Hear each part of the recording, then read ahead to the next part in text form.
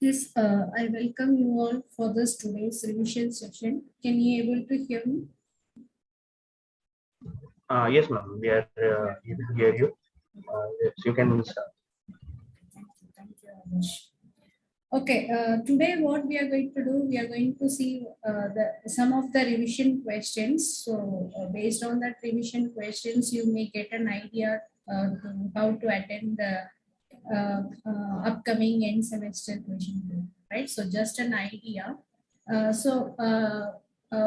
least we have covered 70% of some of the sample topics that what already we have seen in this app development course, right? So apart from this, also you can start preparing yourself according to week-based content. So this is a sample set of review questions that what we are going to present today for your kind information, and that is for to prepare for your forthcoming exam, right?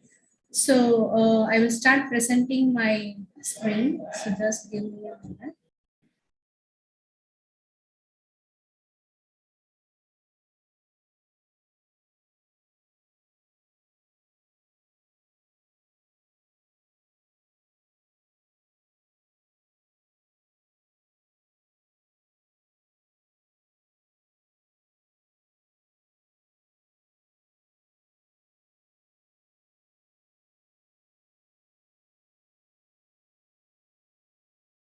My screen. Okay. This one. Whether my screen is visible? Yes, ma'am. Yes, ma'am. Your screen is visible. Okay. So first question is based on you have to identify what will be the output for the given question. So it is a template based question using Jinja tool, right? So here variable is declared as template, and for that variable an object is created, as well as we have given some dictionary based data set to that template, and what will be the output according to the print statement. So if you have your answers, you just kindly post it in the chat box, or you can unmute yourself and say what will be the answer for the given data. Otherwise, we can post it in the chat box. Right? It's a very simple question. So just we have created a template, and we have passed the dictionary data set as a list to that template. And based on that, how the data will be rendered in the output. So that is the question. So you have to find the output of the given program. Yes. Anyone?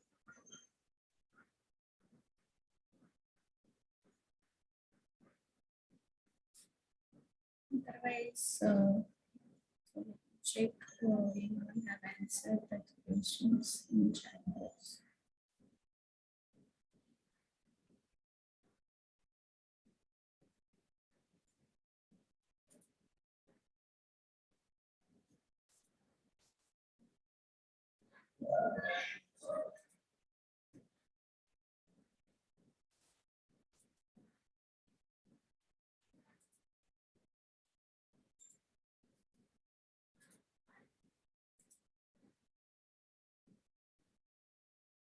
Yes. Adarsh, can you please see the chat box, because since I am presenting, I cannot navigate from here to there. Yeah, ma'am. I'm looking at it. Okay. Any responses from student side? Yes, I think one message is there. It will output name, M1 and M2 values in separate lines. Okay. The answer is right. Now, can you please be specific to that? What output will be there for the first name, second name, third name, and fourth name, right? So what Neeraj, what you have typed is exactly right, but can you please specific to that given input?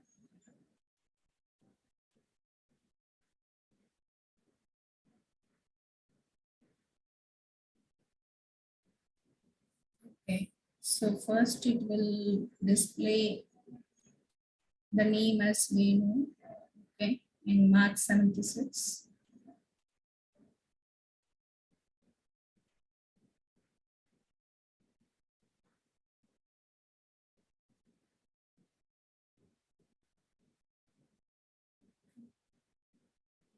And second, student Mark 2 as 88. And what about for second name?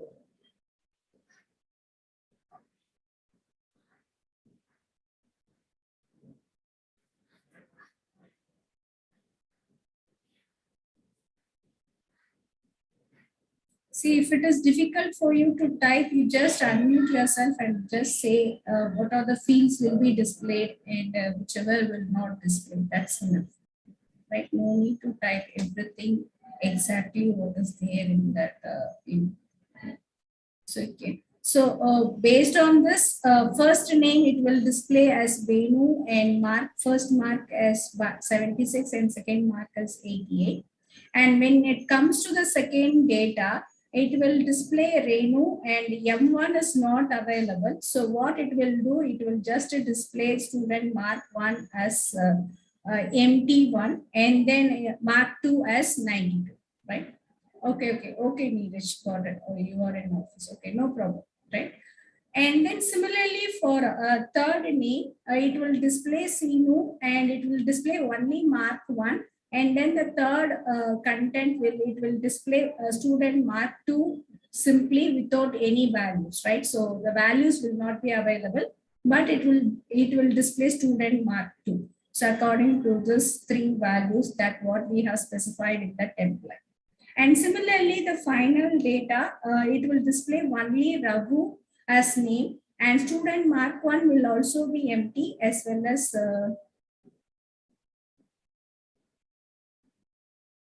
okay, right. So mark 1 will be empty and student mark 2 will also be empty, right? So this is how it will be rendered. So I will show the output, how this particular question will be rendered, right? So can you able to see here? For the first data, it is printing Venu and mark 1 is 76, mark 2 88. Similarly, for the second data set, since it is not having mark 1, it is leaving as empty and it is printing the remaining 2. Similarly, for the third one, mark 2 is not present here. And for fourth one, it is printing empty here. So if you have any doubts in this question, you can ask that now. Otherwise, we will move on to the next question. So I will just wait for 30 seconds. If there is no other question, I will move on to the next question.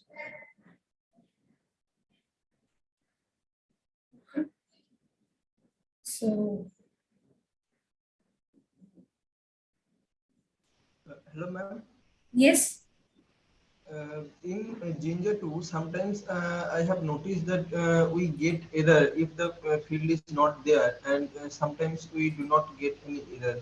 And, how can I decide that when we may get error if the field is not there? Okay, if you are not getting that value, that means you have not provided the data in this data. So S1 is the data that what we are passing to the template, right? So students is nothing but we have created that students list here in the template. For that, we are passing the data as S1. So in that S1, whatever data you have assigned to that particular values, only the data can be shown in that output.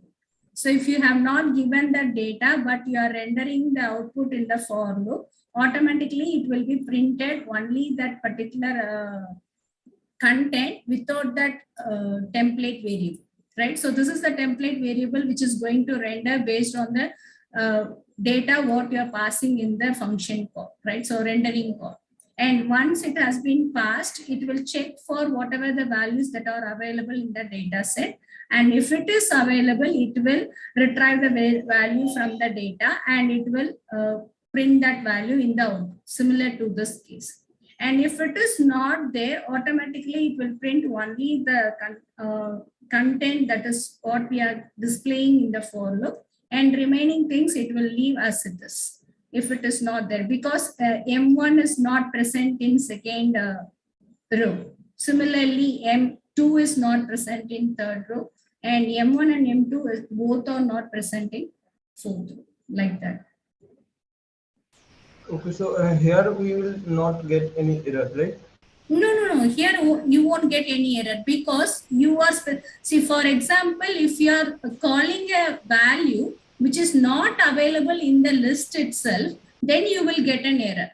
But here what I am specifying is that is available in the list, but the value what I have, it's not given to that particular student, right? So all the student name is here, right? So for example, if any one of the values I am missing, it will not give any error.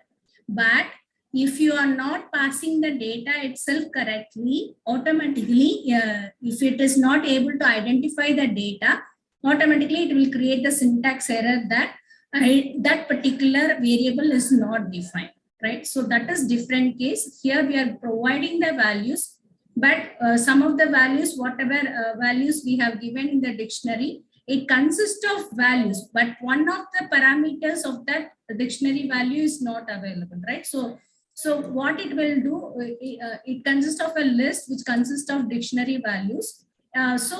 Whatever parameters in that particular value is not available, only for that it is leaving empty space, right? So if you have not defined the variable itself, automatically it will return a syntax error. Yes, ma'am, got it. Okay, thank you. Okay, if no more questions, let me move on to the second question. So this is for creating a HTML file using PyHTML code. So what will be the output for the given input? So you just specify what will be available in the title page and what will be in the HTML tag, right? So just I will explain the program. So here we are importing PyHTML as well as we are defining a function. And within that function, we are specifying title, a page, and that title page in consisting of these list elements, right? So coffee that specifies, and if it is coffee, it has to render to the page of drink.html. And if it is KitKat, it has to render to the page of chocolate.html. Similarly, if it is Good Day, it has to render to the page of biscuit.html, right? And after that, we are representing a list, and here we have represented that which refers to that page, what page we have defined here. And it is also displaying the title and what title we have specified here, right? And that much number of things it has to create. And T is equal to, we are starting the HTML tag, as well as we are starting the head tag and body tag within that head, after head tag, body tag, and it is a type of ordered list. And within that, we are displaying the items, right? So these items will be displayed, whatever items we have defined in the function, that items will be displayed within this ordered list, right? Okay, and after finally representing this tags, we are printing that HTML tag as an output using PyHTML. So obviously, what are the contents will be represented. So let me show the solution for this. So did you understand the question? Any doubt in the question? What is the CTX? The definition of items, CTX. Okay. Here, if you are not using that CTX also, it will work.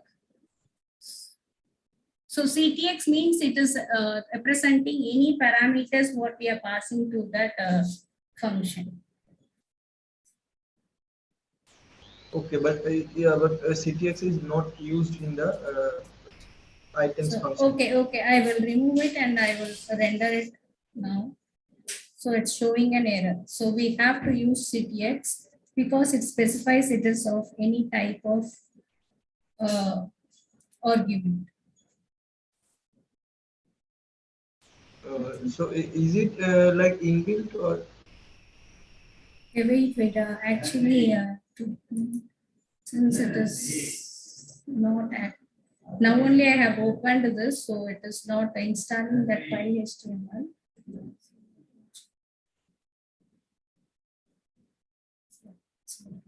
So now I will remove the CTX. it's showing error that it's not able to render it, because for passing that, for rendering that content, we have to pass that CTX, which will take us any type of argument list, right? So if I pass the CTX, then you will get the, right? So CTX means it represents that it is a default representation of, it will take any argument as content, right? So, and once you have called the render function for that PyHTML object, automatically it will render all the contents that what we have defined inside this items function. So it is a default syntax for that. Yes, ma'am, got it. Yeah, okay, right. So once you have execute this particular program automatically, so now based on that content, it is creating the HTML tag, and within that head tag and title, what we have specified as grocery, that is also displayed here.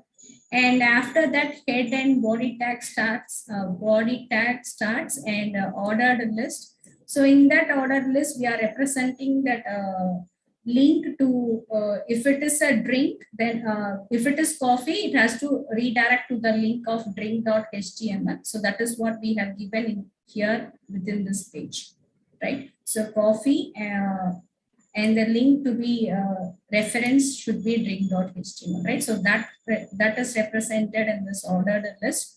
And similarly for chocolate, KitKat, if it is KitKat, it is chocolate, and if it is Good Day, it is biscuit. So all the things what we have represented in this for loop, that is represented within the list.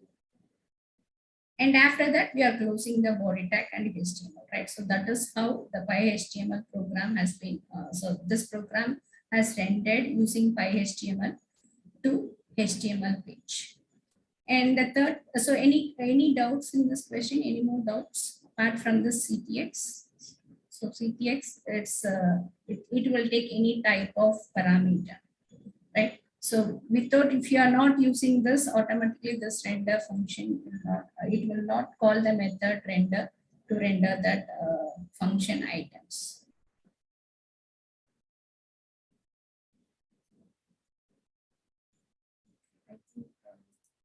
Chat box.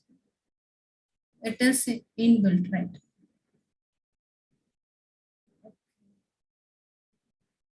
Okay, now let me move on to the next question, third question.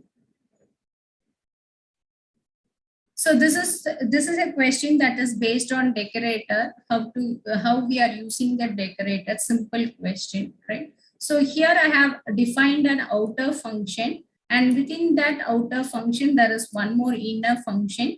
And within that function, I have called this, assigned a value of variable x for this argument function that is passed. And then I am returning that value, x is return x into 10. So whatever value is passed for this F1, that value will be assigned to x, and that it will be returning back to this function from where it has been called. So outer function has called this inner function. So within that it will return, right? So after finally it is returning the inner function return value, which is the return function of that outer function, right? So once if you call this at outer and whatever function you have defined here, so that obviously how we will represent def n. So n is a function and it is returning 5.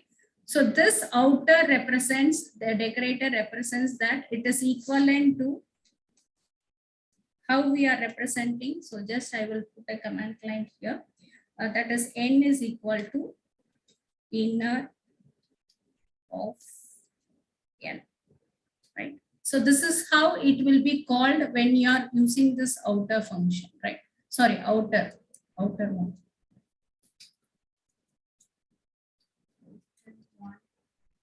Of, right? So this is the usage of this Decorator. So it will execute these two lines, and this line will be placed after this. So this is the how it will interpret when you are executing this Decorator using outer function, right? So this is how it will be interpreted, right? So after that, we are, so once the print function is called, automatically what it will do. So before that itself, it will, from n, it will return 5, and that 5 value will be saved in X, and it is returning 5 into 10, which will be the output as 50, right? So this is how a decorator will work. So we can also use more decorators to get the values, different values of this particular function, right? So the functionality of decorator is explained here. If you are using decorator in function, it will do this particular job. For n, it will return outer one of n, right? And that n will be stored, sorry, returned to this particular function. And from F1, it will be stored, it will be assigned to X, and it will return that value to the function. Yes, I think some of you have unmuted your mic. So if you have questions, you can ask me.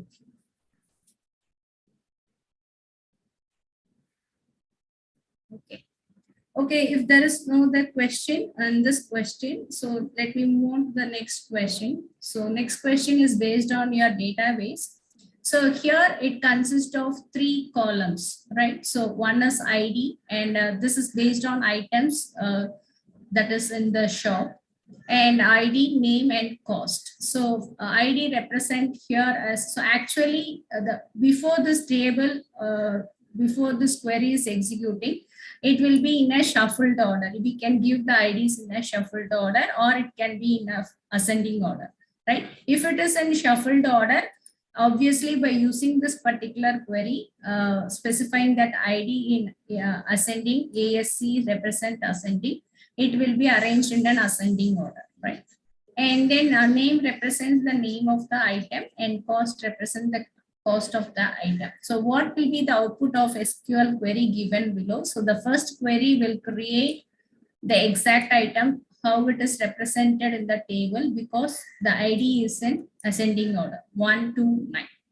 And once it has created that item list based on ascending order of ID, so the second query is it has to select from index, that is select from items, which is the table name, indexed by item. So that index is created by this first query, right? So we are creating an index that is represented as item that is based on ascending order of this ID column. And after creating this item index, what we are doing, we are going to select a particular items from the table that is also based on that index what we have created as item, right? So that is based on, so select asterisk from items, which is the table name, which is indexed by the item that is given in this create query. And after that, we are checking whether the ID is less than 5. So what will be the output for this query? Obviously, it will return the first 2 rows, 1 doll 150 and 2 bread 40, because it is having the IDs which is lesser than 5, right? So that will be the output of this particular question. So fourth question. So if you have any doubts based, so this question is mainly based on indexing, how we are using basic index in your table, right? So that is based on indexing concept. And the previous question is based on decorated concept, and the previous question based on your file HTML, and previous question based on Jinja, right? So this question is based on index. So if you have any doubts regarding this question, you can ask me now. Ma'am, I have a doubt, ma'am. Yes. Why is index necessary? Is it just to optimize or speed up the query? Because even if you don't use the index, it will still retrieve the same result, right? Like if you can use order by or something. See, actually indexing is making you to access fastly, right? So for example, if in a book without index, if you're searching for a particular page, for you, it will take more time. But the same content is indexed and placed automatically based on that indexing. You can refer items easily by comparing the values itself, you can, for example, consider of a memory location. If you are searching for a particular element in a memory location, if you doesn't know what index that particular, so for example, if you take an array or list, right? If you doesn't know in which position it has been stored, what you will do, you will do a linear search. But if it is indexed, you will compare the first index with the already existing index. So if it is lesser than that, you will search before, or if it is greater than that, you will search after that particular index. So obviously it is increasing the searching speed of identifying a particular element. Did you understand that? So for example, here, here it is already in an ascending order. So no problem for indexing here. But if it is, if there are more thousands of data over there, and if it is not indexed properly, how you will identify a record, whether you will check each and every record to go to the last record to find the last record, it's a time consuming problem. So what we are doing, we are creating an indexing, and what index, for what index we are searching for, if you give that particular value, it will search only within few records instead of searching the entire record. Got it? Yes, ma'am. Thank you, ma'am. Thank you so much. Thank you. Okay, any more questions? Okay, if there is no questions, let me move on to the next question. So here, how to create a login session for a user, right? So Hello, ma'am. Yes, tell me. One thing from the previous question. Yes, tell me. How can I perform the index in SQL actually? I didn't get your question. Can you please repeat it? Yes, ma'am. This index we are like doing in the DB browser or in SQL. But if I want to put in the Python code in SQL Alchemy, then how can I set the index? Okay, you want how to write this code in a Python? Yes, code. yes. So that is what we are creating. Already we have combined this. You have already done exercise based on how to write the values, how to generate the values in the database using the Python coding, right? So Yes, but index I have not done. okay. So that question I will take it in the end of the session, right? So first let me explain all this flow. So that is already how to write a Python program, or how to create the content, and how to import it from that Python, and all that and all already we have seen in so many live sessions, as well as so many videos are already existing that how to do it. But if you want to do it, let me check it out and I will represent the same in the end of the session. Okay. Okay. Got it. Okay, now let's move on to the next question. So how to create a login session for a user? So obviously sessions are used to manage how much time they are logged in for a particular website, or how much what are the things they are doing. So the login information will be stored as a session management. And this is the question that is related to how to create a session using Python Flask, right? So here, based on the options that is given, so if you see the first option, it is using app.root login methods is equal to get, but there is no information of session creation at all, right? So the first option will not suit for this question. So we are moving to the second option. So second option, if you see here, that is representing, it is routing to login page, and method is equal to get method, and it is defining a function that is specifically to create a session, right? So we are defining the function if the request dot method is equal to post, that is if it is equal to post, the session will be created for the corresponding user, and that user based on the request form of that username, a session name will be created, right? And based on that, it will create the session, and that will be assigned to the session user.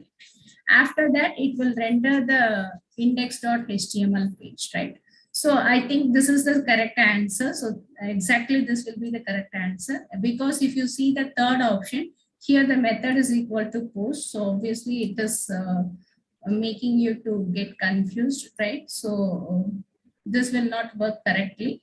And fourth method is none of these. So second method is correct one, to create a session based on username that is sent from the request of this username, right? So that is what you are getting as a request from the form.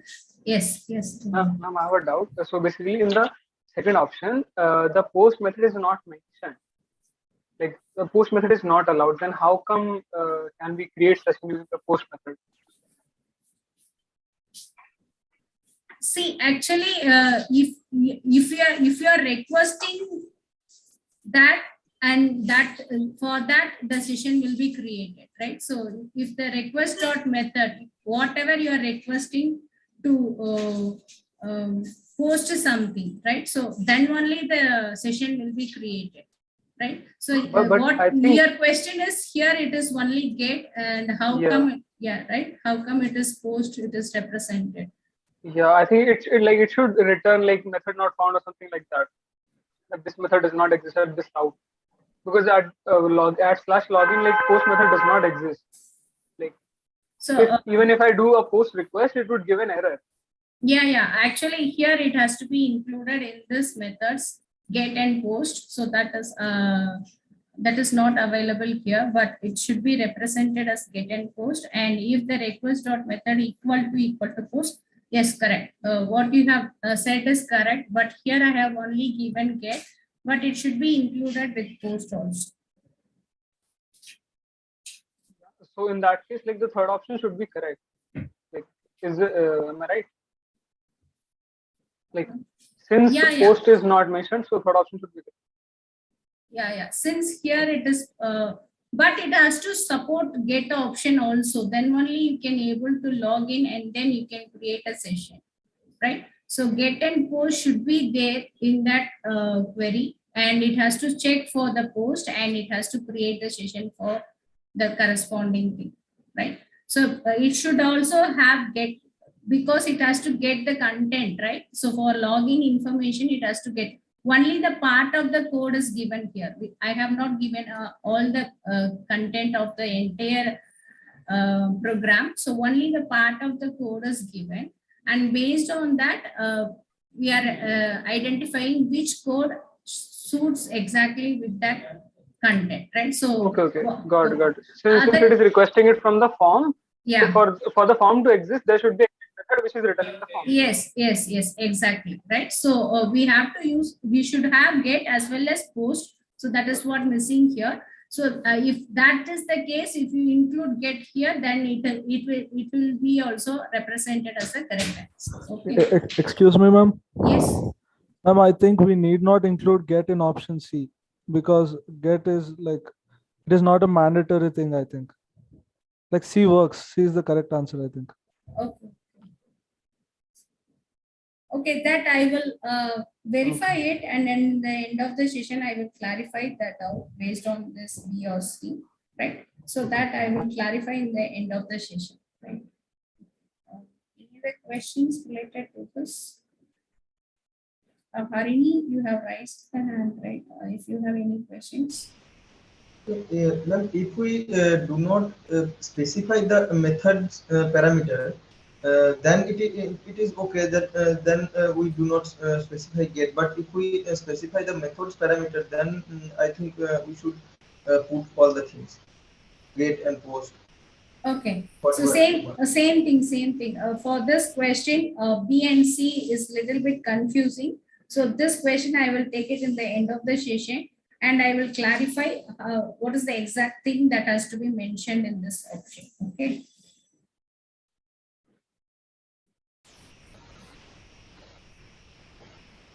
Okay. Yes, ma'am. Okay. Okay. Next, we are moving to the next question. So this is a theory-based question. So here you have to select the correct statements that are provided by platform as a service approach, right? So it is in a cloud-based service approach. We are having three categories, right? Software as service, platform as service, and infrastructure as service. So you, in this question, you have to identify what are the statements that are correct according to platform as service approach, right? So if you take the first statement, hardware management, yes, platform as service, it provides hardware management. As well as if you take the second option, OS installation, yes, OS installation is also provided by this platform as a service approach.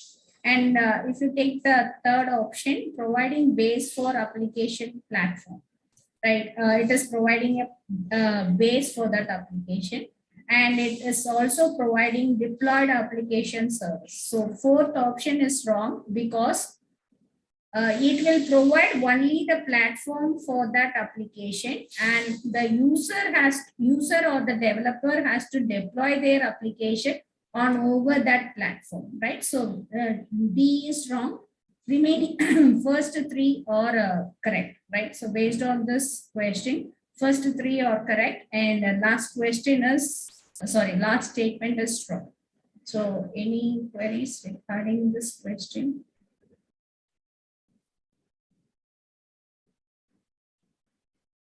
Yes. Okay.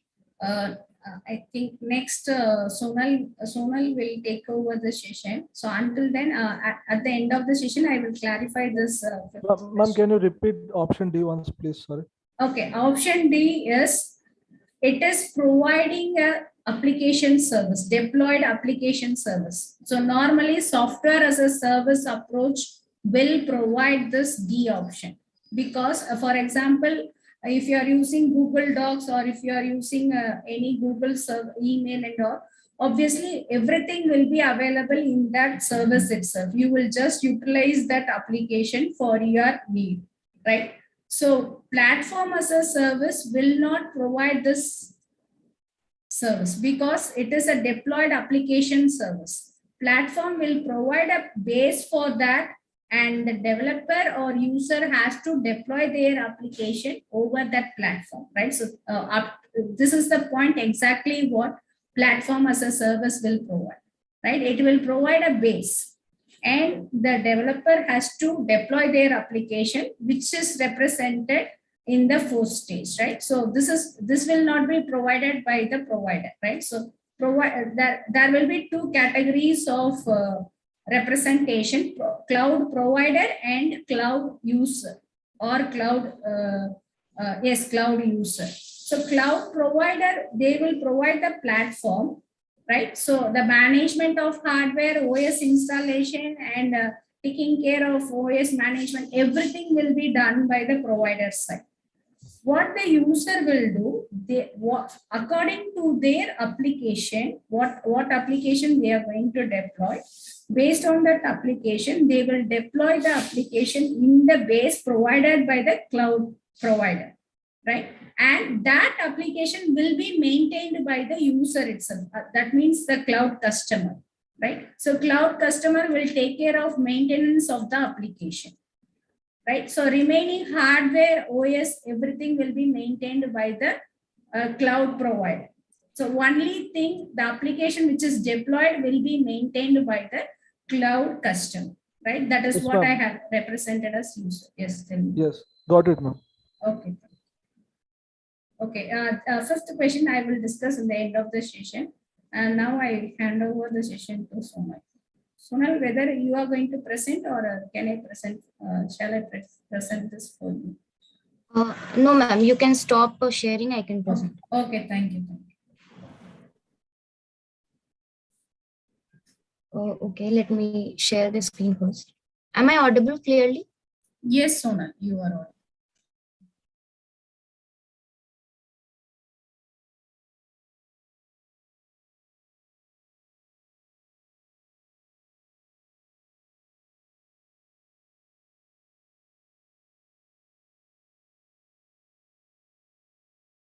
Is my screen visible?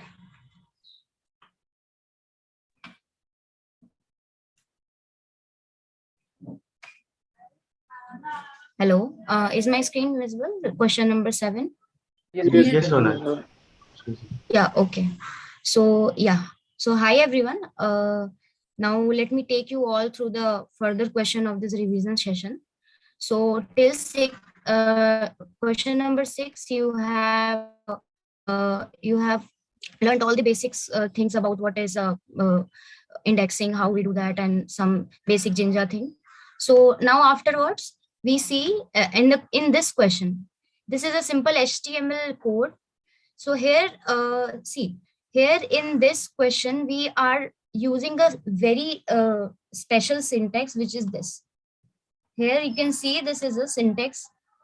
And what is this syntax called? It is a kind of general sibling selector, which is nothing but the type of combinator selector. So before going into deep and discussing what is general sibling selectors, I will give you 1 minute to figure it out, what will be the output of this particular code, and then we'll discuss that how we can solve it. So this is very simple HTML code. In the head section, we have one style tag, and within the style tag, we are defining this syntax and this general sibling selector syntax. And what is selector? We'll discuss. Okay. Within the body tag, we have one paragraph tag, and after that we have heading tags, and one paragraph is also under the division div section. So this is the question. So our question is, what will the output of the above code? So I'll wait for 1 minute, and then if you have any what I say solution in mind, then you can unmute yourself and can answer, and also you can post it on your chat that what do you think, what will be the output. So this is the question. I'm expecting all of you to just try it once.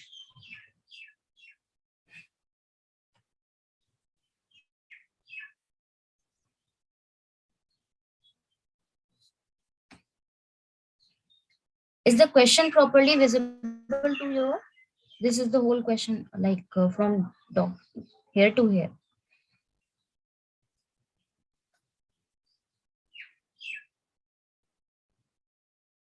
Is there something on the chat?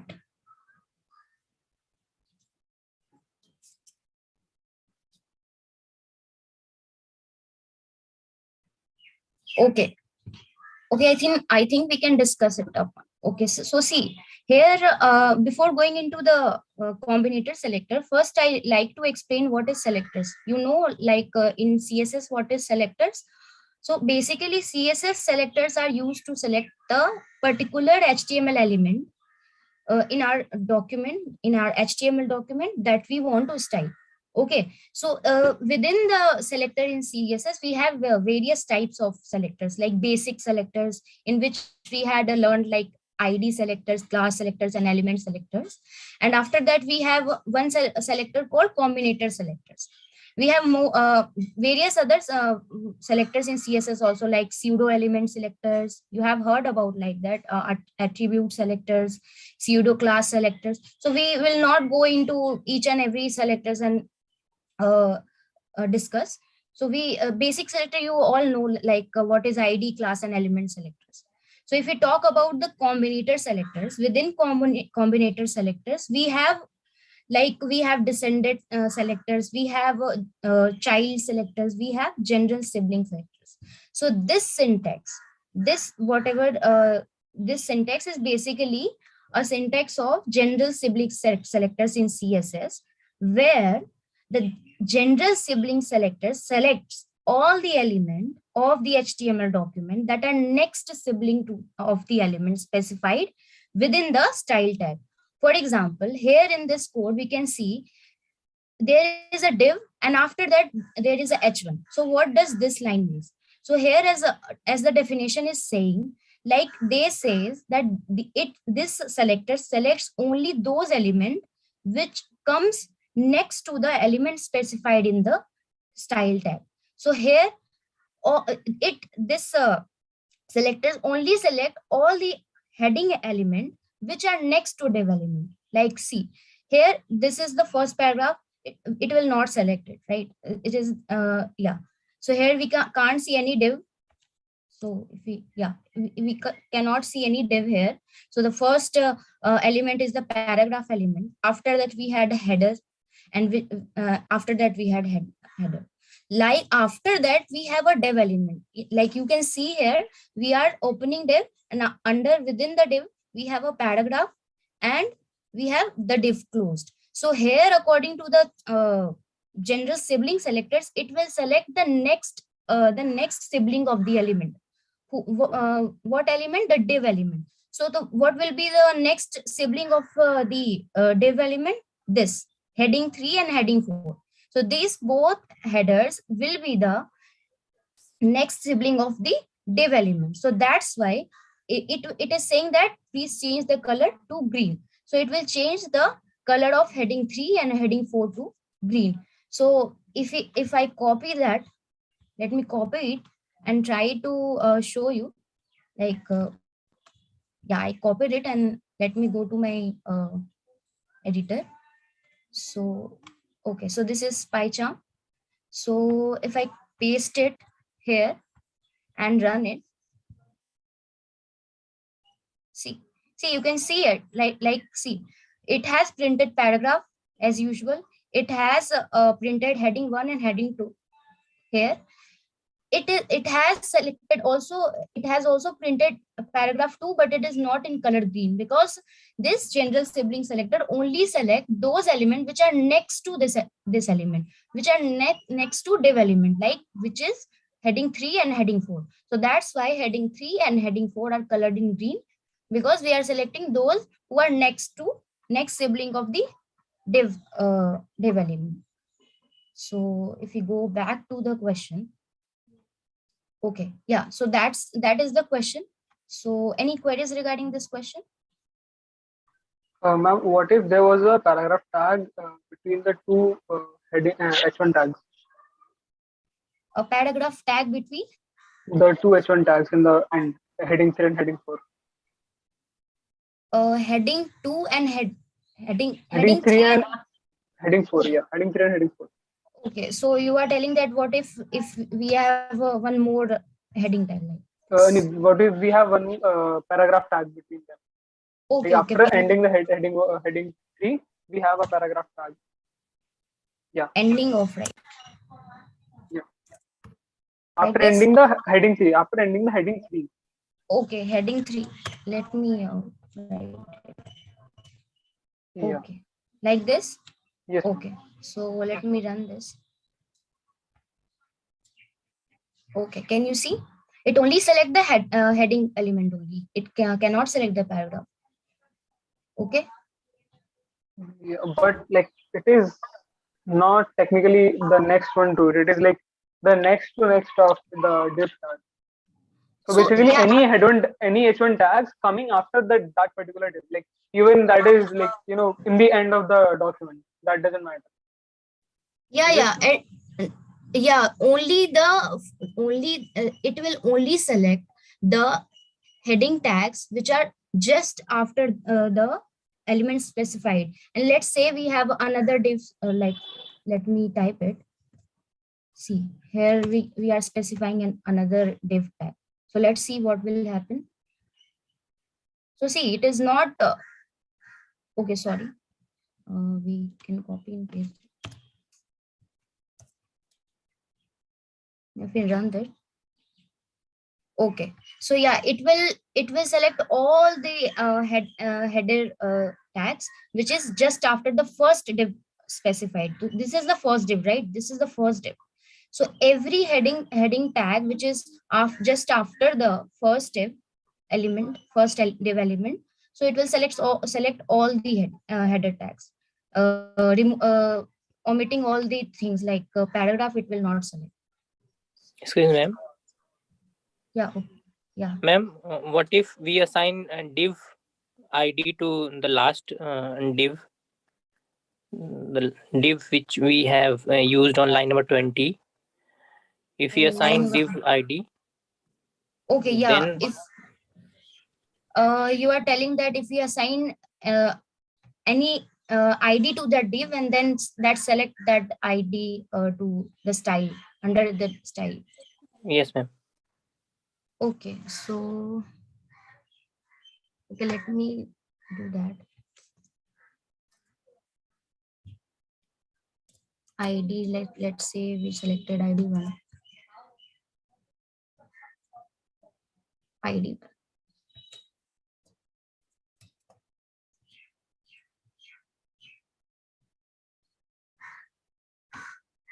Okay, so it is not working like that. So I think we can only select the element here. Okay, we can't select any ID or class. We can only select an element selector here. Okay, so div is an element, so we can also only select the element, and we can't select the ID and classes selectors. Okay.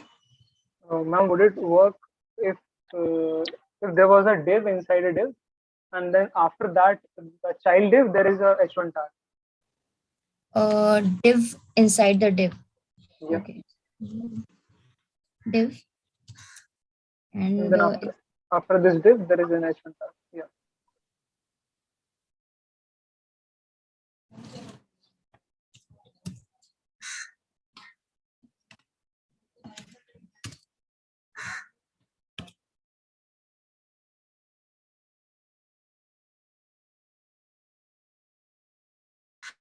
Hello.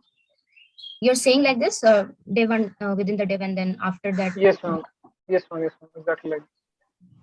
So see what is happening here. It has printed paragraph heading 2. It has not affected this paragraph 2, that is the div. It is only selecting this. Why? Because this is our div and this is the closed. See, after the element specified, like if we had opened the div, we had closed the div here, and this will be our first div, right? This first open and closed totally complete div, the first div that we had specified here. So that's why it is selecting heading 3, and after that it is selecting all the heading like heading 4 and heading 3 after this. Okay. Yeah. So basically, like after the occurrence of a div tag, if there are like any whatsoever h1 tags present in the document, provided they are of the same level, like they are not inside div, they are basically of the same level, then all of them would be like the style would be applied to all of them. Basically. Yeah, it will print all of the header tags which comes after that div. So let me try it one more thing. Just trying. What if under the div we have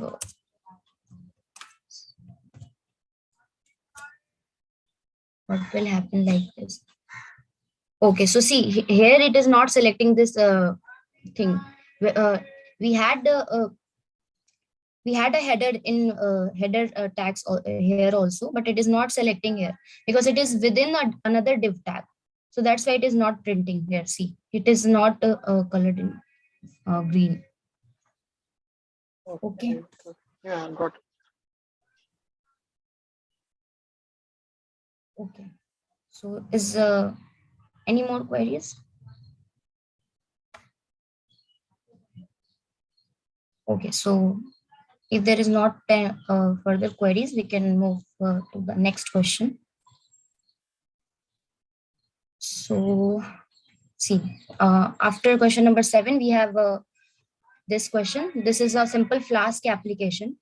So our question is, what will happen if the above Flask application is running on this URL? So this is a very simple Flask app.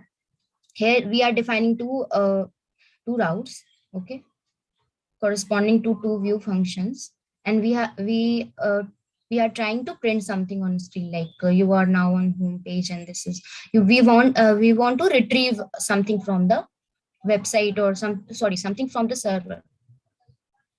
So I'll give you some time, like 10 to 20, 30 seconds to figure it out. What is the question and what are they asking? And then after we can discuss. Okay. if you find anything difficult in the question, not able to understand the question, you can ask it now. Because just after that, we'll discuss the solution further.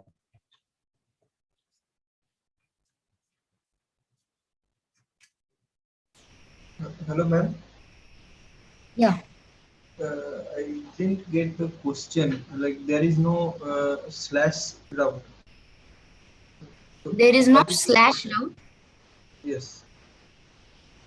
So we have route, right? Here we have two routes. It is not mandatory that we only give the slash. We can create any slot. Sorry, any route that we can wish. Apart from only giving slash, we can write anything in our route. Yes, ma'am, but like what is the question? So Sunil, so see, do you have options for these questions? no, I don't have any option, but I'm just asking them that what will happen if we go to this route, and if we go to this route, what will happen? Okay, okay. Okay.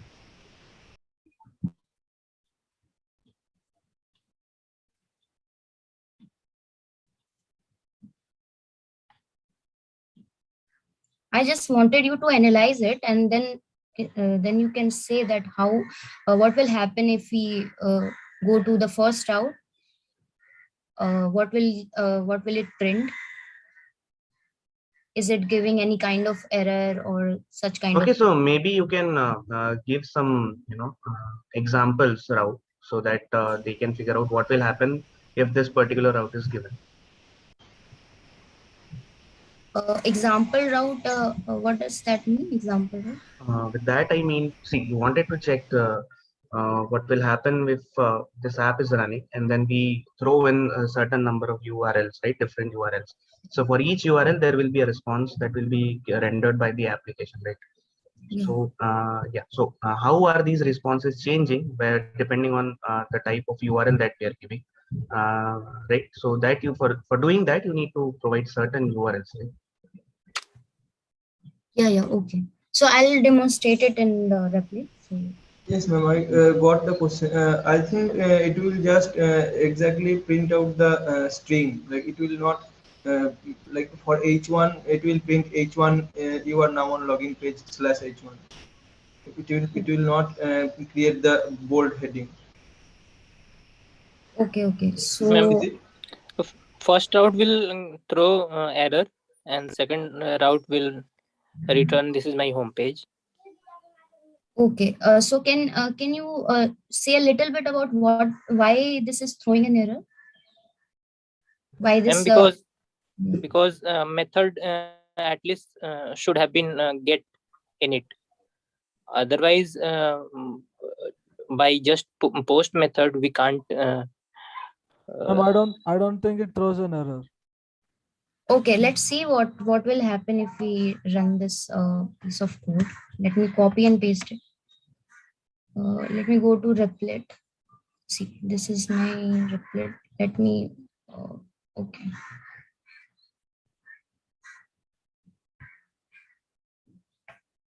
Yeah, close all the things that is running. Okay, so this is our Flask application. Okay, let me run this and see what will happen.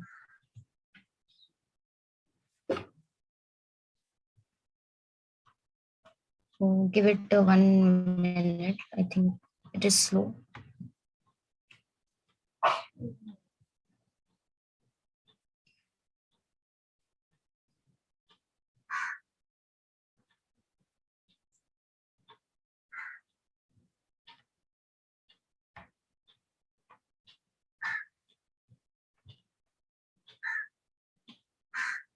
Because it is taking time. Okay, now, yeah, so that's why in our question, in our question, we are asking that what will happen if the above Flask application is running on this URL. So this Flask application is running on this URL. Okay, so let's see what will happen if we throw this endpoint, and what will Now we'll happen. have to first specify host equals to 0.0.0 because like Replit does not run on localhost. What are you saying? 0.0 dot what? Yeah, we'll have to specify the host equals to 0.0.0 because Replit does not work on Yeah, local host. yeah, okay. Okay, so instead of going to the browser, we can also use this curl, right? So let me copy this URL. Copy, and let's send the curl request. Simply sending the curl request. Okay. Okay, so see, if we go to this login, let first try with this login. Okay, so can you see this error? Method not allowed, right? So okay, I'll explain why it is throwing this error. Let us first try with the second route, which is our home. Sorry, home. Okay, so in this case, it is printing like this is my home page. Okay, so why this is happening? So here we Excuse can, me, ma'am. yeah. What if we don't provide any endpoint? Just we put 127.2.2.1 colon 500 5000. Where here? Yes, ma'am. 404, right? Is anyone saying anything? So it will give 404, right? First question. Yeah, okay. So you are saying like this? Instead of defining any route, if we directly give the I think he meant in the browser when you request to the root. And when you're typing in the curl command, after that you are giving the URL http 127.2.2.1 colon 5000 slash login or slash home. Instead of slash login or slash home, just a single slash. What will that give as output? Okay, okay. So I think that will throw 404, right? There is no any route like that we had specified in our app.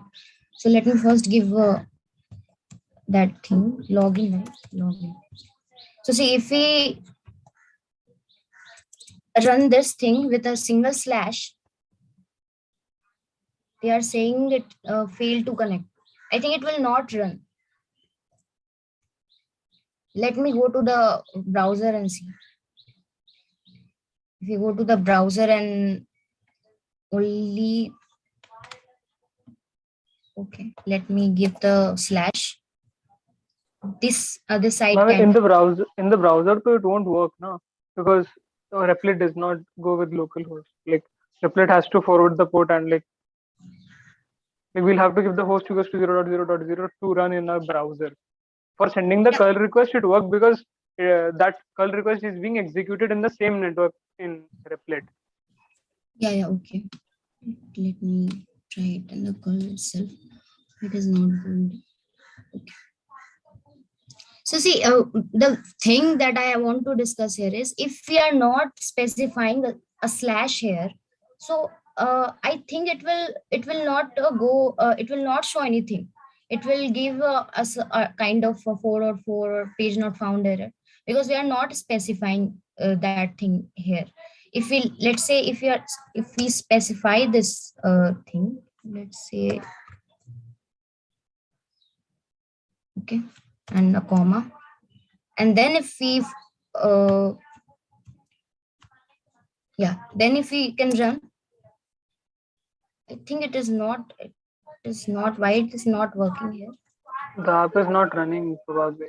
Like, you try to rerun the app. Maybe Okay. then it will. Okay. I think the server has stopped. Okay. Now if we go, so see, it is showing it is giving the same error, method not allowed. So here, that because we are specified this slash here, that's why it is working now. And if we are specifying any other route instead of only giving a slash, it will not work. It is not working. See, 404 not found error. Okay.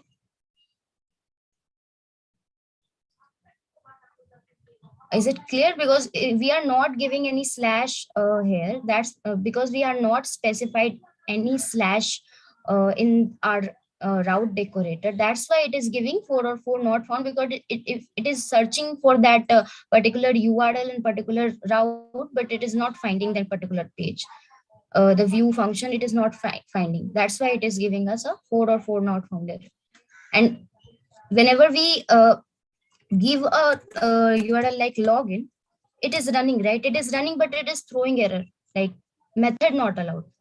Okay, it is running the request. It is going into the view function, but it is not allowing because we are only specifying post method here. So in Flask HTTP method, we know that the different get method is something which is a default thing. Okay, so a route decorator of the Flask is basically which handles the get request by default. And here in the case in our case, we are asking for the server for retrieve any data, and we are, instead of using get, we are using the post, which is usually used for posting any kind of data or sending any kind of data to the server. If we have a form, such kind of, we had made an form and some kind of uh, data we want to send to the server, at that place we can use post, right? We can use post for sending data. But here we can see that this is only single file, and we are not creating any form here. So it is just that we are trying to retrieve or return any this piece of information, but we are doing it with the help of post. It is not possible, right? We can let's say, in place of in addition to get post, if we specify get here. Okay, so let's see what will happen. So we are in at this URL. Okay, and if we click, okay, I think I need to run once more.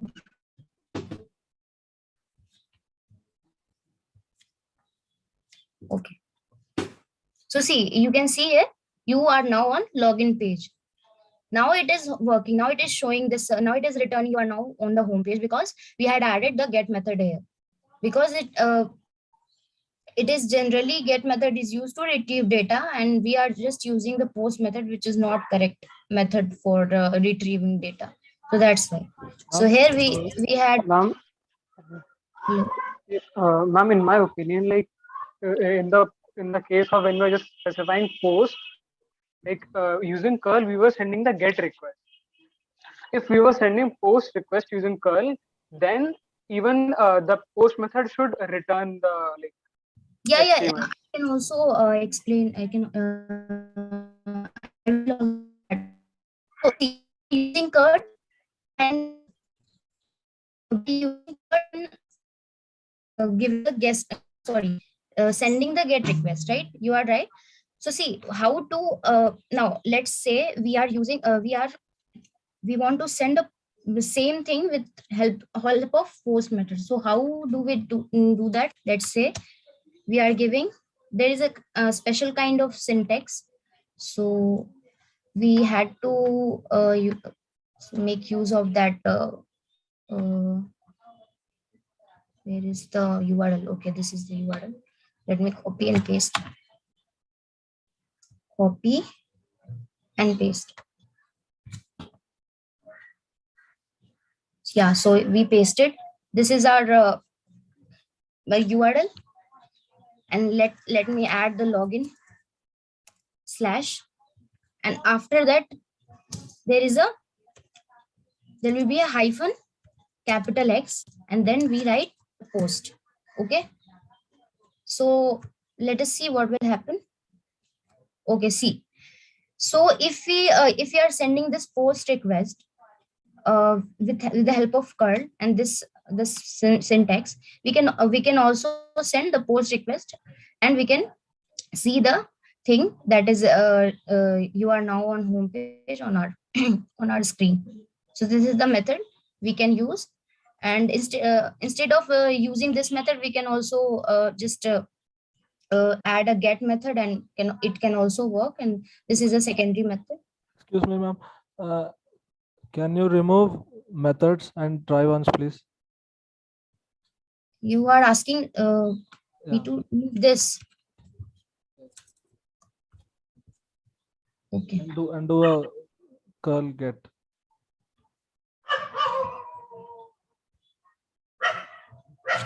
Okay.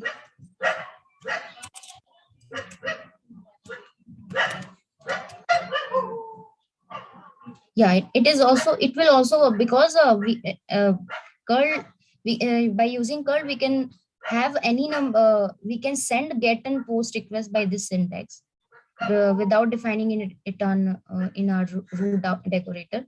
So we can also send request by the URL itself by using curl like this. Okay. Excuse me, ma'am. Yeah. So we can conclude that for base URL to work successfully, every Flask application has to have a route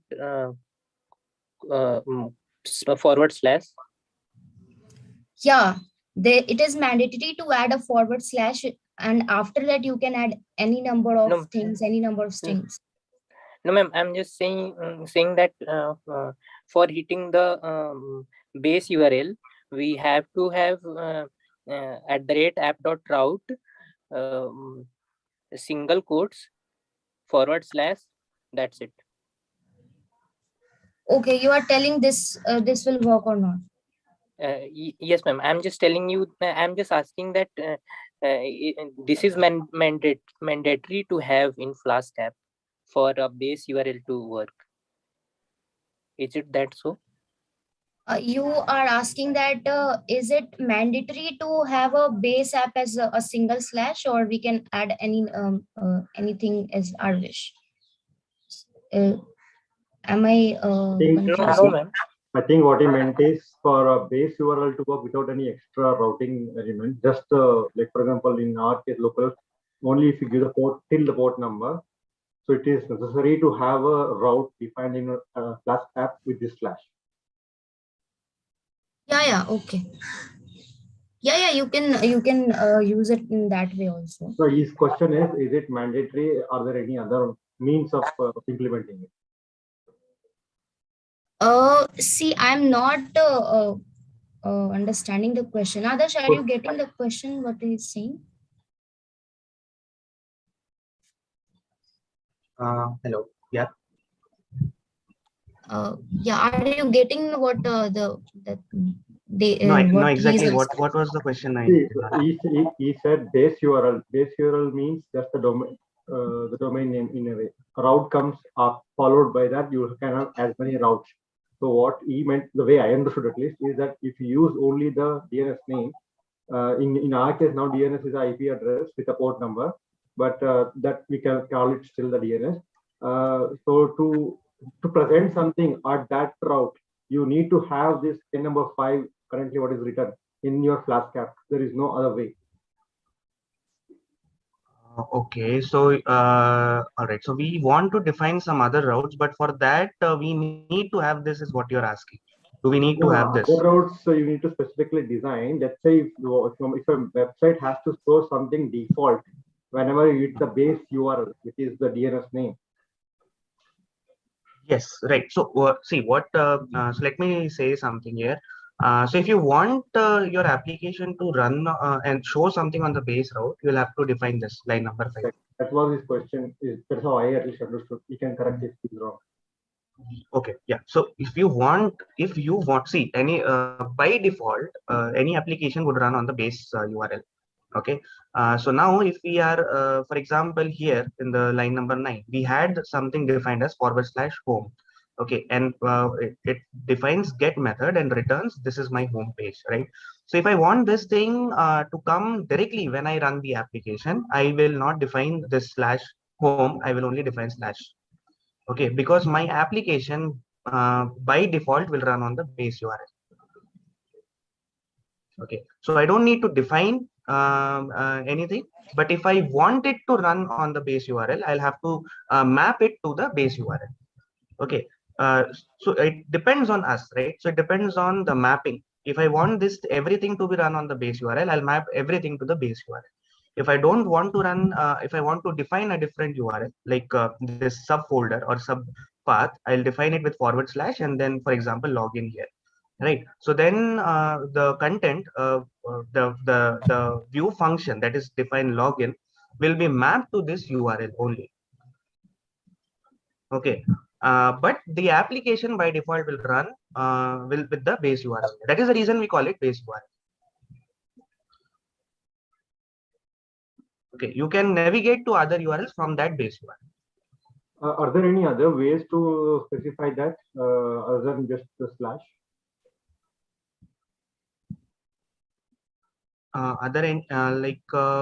What do you want to specify exactly?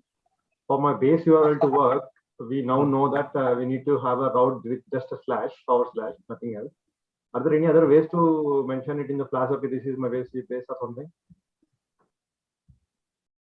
No, as far as I know, there is no other way. Like the base URL will run anyway. Okay, only that if you are not mapping it with any other function, it will not show anything on that particular URL. 404 will. Yeah. So depends on mapping. So if you have mapped something, it will show. If you have not mapped anything, it will not show. But the application will start running. Also, is it possible to have multiple routes mapped to one method? Like, can I define more than one route? The same, for example, for a home, I also want to include the base URL as well. So either way, somebody clicks it, I want to hit the home. Yeah, I think it's possible. Yeah, so you can have multiple URL, but you cannot map multiple view functions to same URL. No, that I understood. The other is true, right? Multiple routes can map to one view. Multiple views cannot be for multiple routes. One view is can be for multiple routes. Yeah, it can be possible. You can define, right? So if you see here itself will do that. If you take this home function, okay, take this home function as it is copied and write it as the view function of app.route login. Same thing will happen, right? So either you keep this both the functions for different URL. You can keep same function, like functionality, what that function is doing, you can keep same for multiple URLs. Although only that you'll have to define it that many times.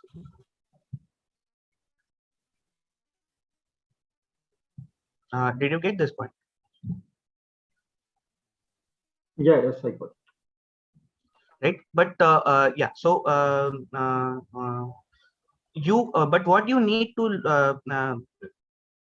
take care is say one URL or one view function can be mapped to only one URL. So even if the functionality is same, whatever that is getting rendered on the browser is same, you will anyway have to change the name of this function. Okay, you can have any other name, just let's say login1, login2, but have the same content, what they return, and URL being different. Right, so same thing is happening with different URL, and the other way around, that is having multiple view functions defined to only one URL, that will not happen. Okay, in case of API, when we create APIs, you don't need to take care of that. Also, you can define one view function and map it to multiple URLs in the resource. Right, so there is a certain way in which these functions and the decorators are linked or mapped to each other, but with some workaround we can do things.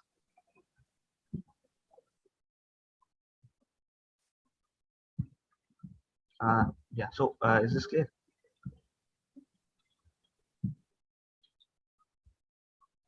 Others, shall I also add a few more points to this? Yeah, Vishek, yeah.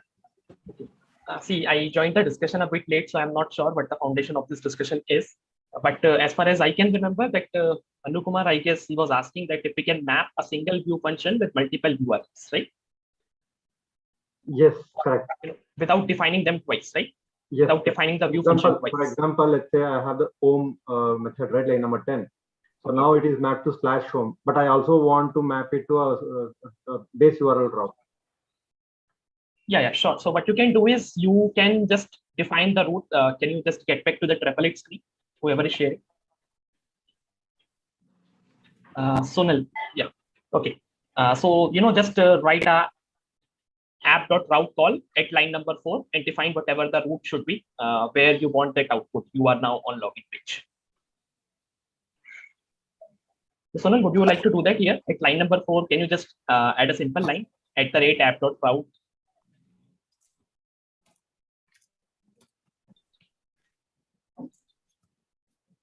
And yeah, just make it a single slash. Just make it the home URL. Sign in, you can say.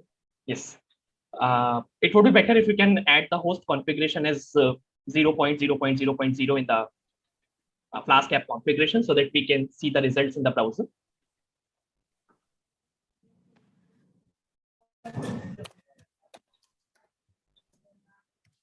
Just specify it as host.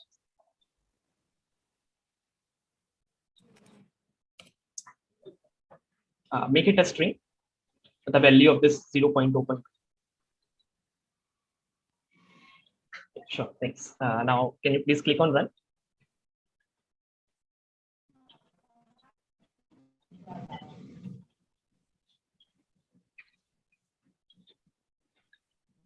Yes, so you can see that on the base URL, we are getting this output, and if you will hit the login endpoint as well, you are going to get the same output. So if you can, Sonal, if you can open the app in the new tab, there's a button on the top right. Yes. So if you can go to the login endpoint.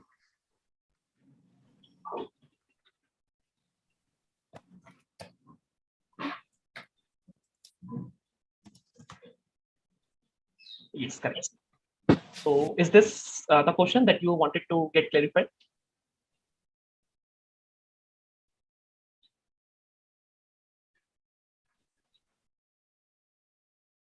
Am I audible?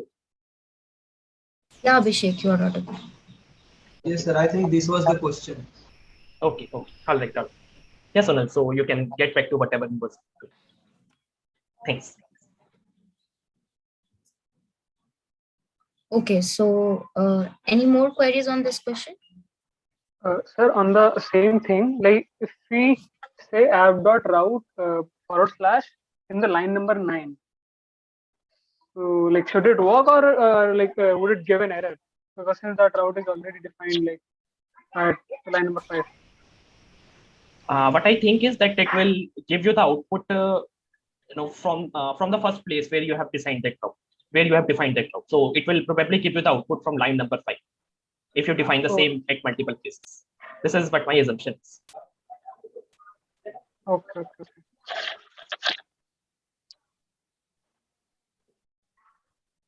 Yeah, we can try to run it though. Like we can check just in case. Can we? Sure. So Sonal, can you just add this base URL at line number 9, 10? Yeah.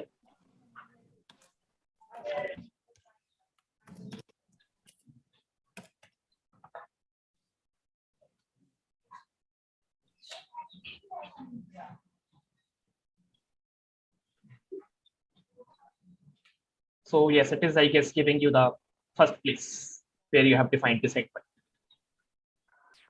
Okay, got it, sir. Got it. Thank you. Okay, so I think we can go to the next question.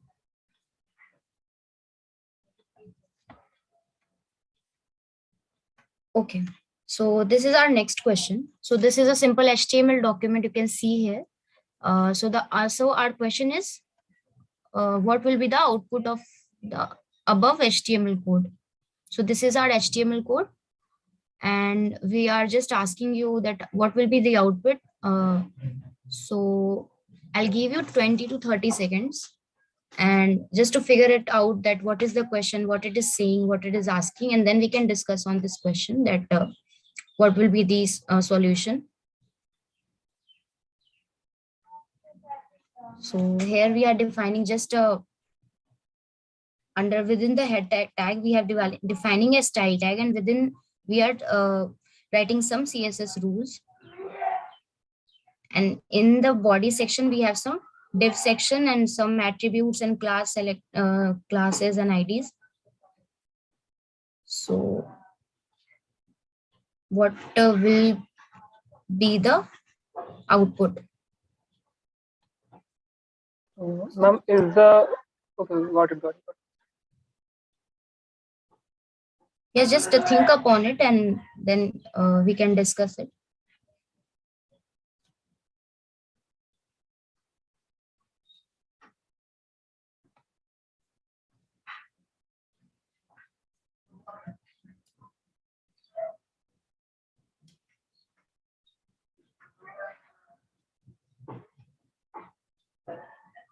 Okay. So I think we had waited enough.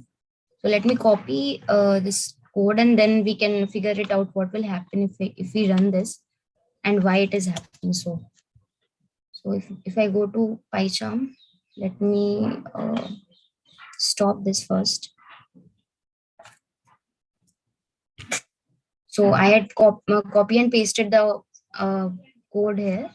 Now if we run it, it is showing such something like this. So why it is showing like this? See, here we have, if you go to the body, we have 4 div section. Okay, 4 div elements. And within the first div element, we have a simple text. It is written like text1. After, in the second line, we have an attribute called attr, and we are writing a simple text like text2. After, in the third line, we have defined an attribute. We have defined a class at the same line, and we are writing a simple text like text3. And in the line number 4, we have div, and within the div we have an attribute, we have a class, and as well as we have an ID also. So if we talk about this particular code snippet, here we are just wanted you to analyze these things on the basis of the precedence, CSS precedence. So you have learned about some of the CSS precedence about the ID and class. So here we are doing something similar, similar kind of concept. We are using some similar kind of concept. So see, the body here, it is the element selector, right? This is the element selector. Okay. The first thing is the element selector. Now after that, we have here the ID selector. This is the element selector. This is the attribute selector, and last one is the class selector. So if we go into the CSS precedence, okay, so what is the precedence of element, ID, attribute, and class? So first will come the ID selector. So ID selectors, if we talk about the ID selector is something that just override upon all of like class, element, and attribute. So if we talk about this line, it will override all of the properties that is written over here under within the style tag. So see, where this my ID is defined in the line 4. Okay, so this text 4 will be printed in the font size of 50. What is the font size of 50 pixel? Okay, so this is something like it will print this text into a font size of 50 pixel, because here we had defined my ID, and it will override all the selectors that is specified under the style tag. After that, ID selectors, the second most selector which is used after the ID selector is the class selector. So here is the class. Where is the class selector? The my class. So where we had defined this my class. So we had defined this my class in 2 of our div element, like in line number 3 and line number 4. So both this text 3 and text 4 will be printed in the font 40 pixel, but here we can see the ID, my ID. So that's why my ID is overriding the class selector, which is my class. So that's why this text 4 will remain as it is, which is a 50 pixel, and the text 3 will be printed as which is a 40 pixel. Okay. So this is all about the class selector. After the class selector, there is a number of element selectors. So how many element selectors are here? Body and div. So see, if we talk about the body, so body, if we are selecting the body, so it means that all of the things, all of the elements that is defined, all of the text within the element that is defined here, all of them are printed in the 10 pixel. But we know that body, if we apply this style, body to font size is 10 pixel, it will not apply, because here we are it will only apply to this text 1 and text 2. Sorry, only apply to text 1, because this is the thing, this is the first div element, this is the first div element, and it will only apply to text 1, because it is not any class or attribute or ID selector we had defined in this div element.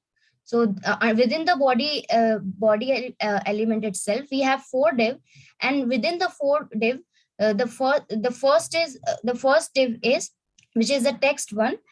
We had not defined any class ID or attribute selectors within the first div element. So that's why it will print in 10 pixel.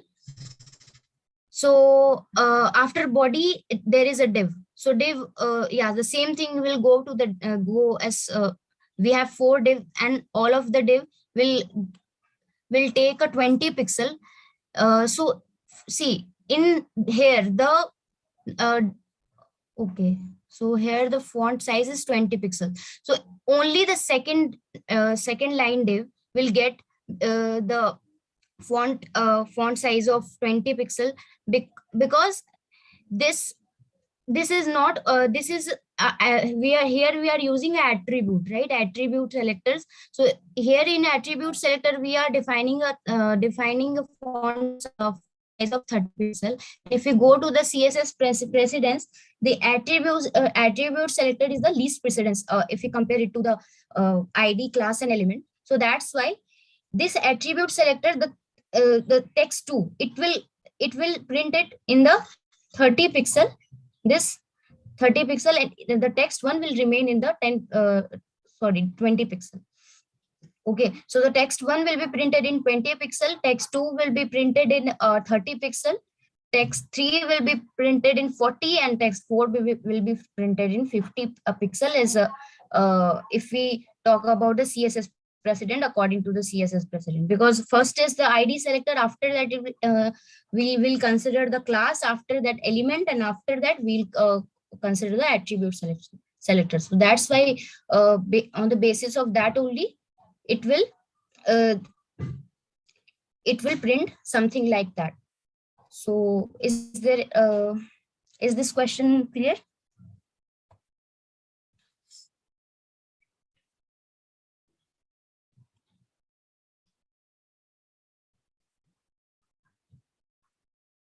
Any queries regarding this question? Can you repeat the text size of the text 2? Okay, so text 2 will have a size of 30 pixel. Okay, text 1 will have a size of 20, text 2 will have a size of 30 pixel, which is the attribute selector. Text 3 will have the size of 40, and text 4 will size of 50. Okay, so the most see, we can see that at the when we are selecting the ID selector, it will asking to change the font size to 50 pixel. That's why text 4 is the largest is of largest side, because the last line, which is the text 4, we had specified this ID in our div. So that's why it will be printed the biggest, and after that it will go as decreasing, like for 50, 40, 30, and 20. Yes, ma'am, got it.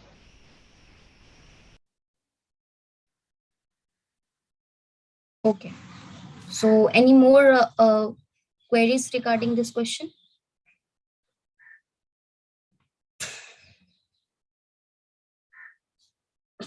Okay, I think everyone is clear, so we can. Is anyone speaking anything?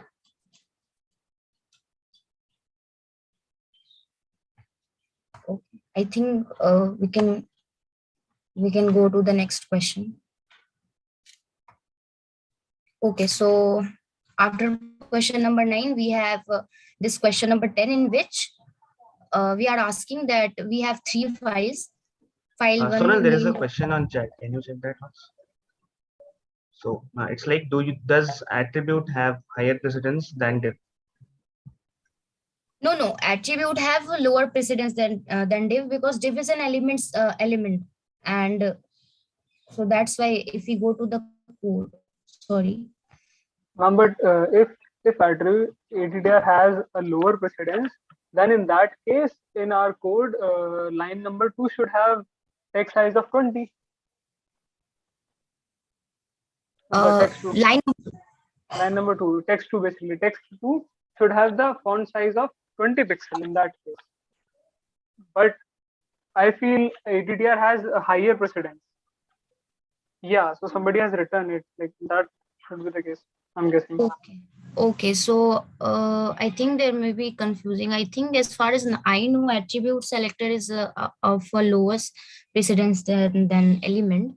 But you are okay. If we talk about the attribute, here we are specifying attribute and the div at the same time, and it is only attaining the size of I think div is 20 and attribute is 30.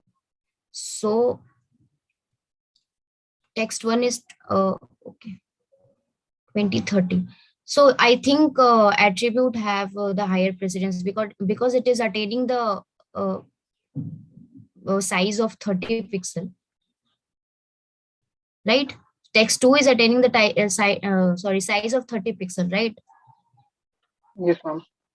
So I think the attribute have a higher precedence than div. I will check this and can write on the chat. Give me Ma'am, some time. one more thing. Yeah.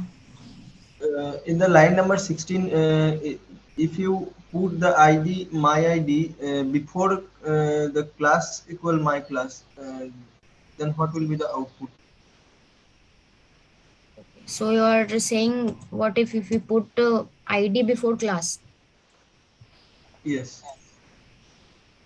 Okay. So let me run and see. Why it is not giving text 4? You'll have to put a double quotation after specifying the class. Class equals Okay, to my sorry, class. sorry. Yeah, I missed it. Okay. Let me run it again.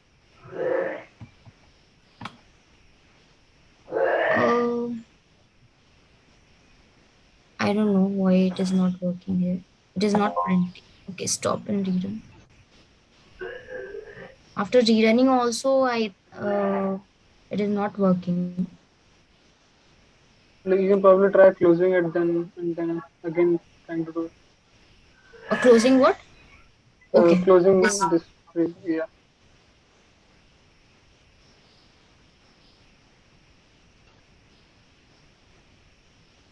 Yeah, now it is showing. I think there is some malfunction with the app. Okay, so it is showing the same, right? It is not a problem if you give the ID first in class first. It will only select the ID as a priority. Okay, got it. Okay, so as far as we conclude that attribute selector has a higher precedence than the element selector, because in this case the font, which is text 2, is attaining a size of 30 pixel, which is nothing but this, right?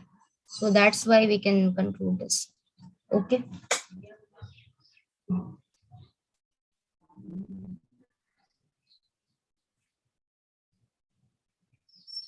Okay, so now we can go to the next question.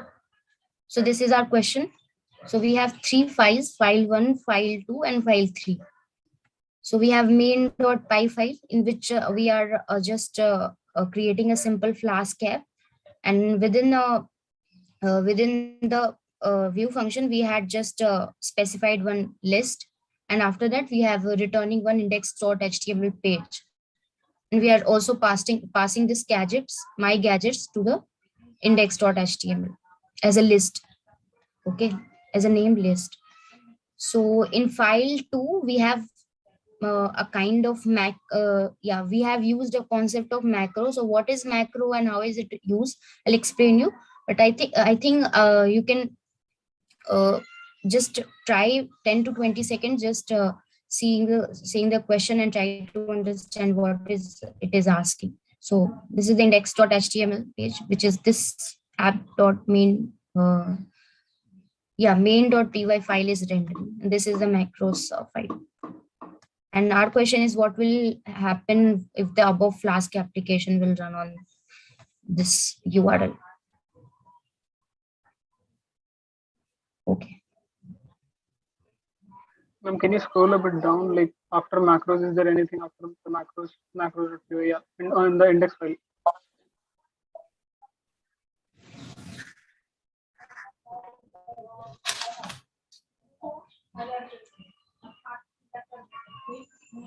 Okay, this is the index.html. This is the macros file.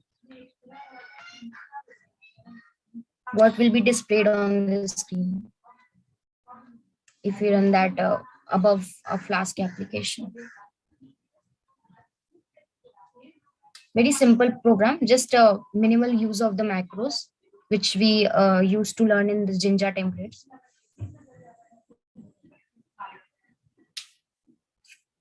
Okay. Macros is basically a user-defined function. We can define a function and like use it. All right. Okay. Yes. So macros is similar to function in many programming language. Like we can use them to perform repetitive actions. Like inside of macro, see here in the macros.py, you can see we are defining a macro. This is a syntax, right? This is a this is syntax of macro. Like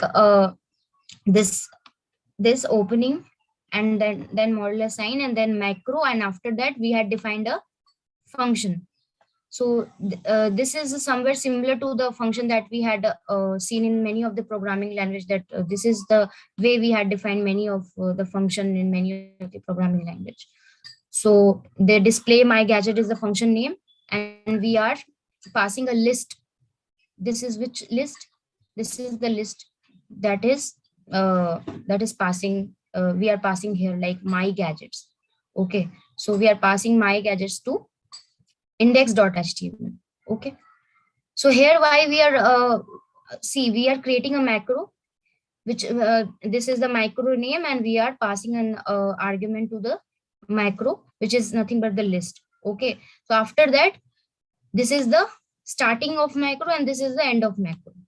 Okay, within that we are using a for loop, and it is looping over the list. List is nothing but this list of all the gadgets which has been specified. Hello, yeah. That is macros.py or macros.html? No, this is macros.py. Sorry, I think it should be macros. Okay, I'll confirm it. That what will be the extension. I think it should be macros.py. Okay, I'll confirm it just right now. Okay, apart from the file name, I'm just let me explain the code first. Okay, so within we had created a macro with the name of display my gadget, and we are passing a list which is nothing but the gadget that we had specified in our main.py. And after that we had simply looping over the list, looping over the my gadgets which we had specified in the previous file. Okay, so we are nothing but we are printing the gadget name, and we are ending the for loop, and we are ending the macro as well. So this is something, this is a function, this is a what we say, this is some kind of repeatable function. We can use it in our index.html or any file, right? This piece of function or this piece of macro, we can use it anywhere. See, in this index.html, how we are using it. First, this is a syntax to import the function. Okay, so from macros.ok, I think it should be a macros.html. Let me, it is a kind of typo. Okay, so it should be macros.html. So here in this kind of syntax, what we should write, we should write from macros.html, which is the file name. Okay, from the file, this file name, import this function. So what is this function? This function is nothing but the micro function that we had created in the macros.html. Okay, so after that, it is very minimal HTML code, and here we are nothing but we are calling the function by passing the argument. Okay, we are doing nothing very rigorous here. We are just calling the function that we had initialized here and defined here. So we are just calling the function. So our question is, what will happen if the above Flask application is running on this URL? So okay, let me go to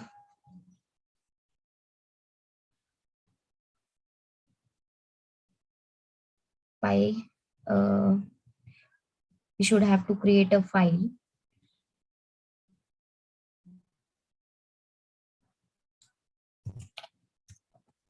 Okay, a main.py file. What is our main.py file? This, let me copy and paste it first. And I pasted it, saved it. So okay, I think From the import statement. Yeah, I had missed that the statement. Okay, so save it. Now one more file, HTML file, which is the macros dot micro or macros HTML.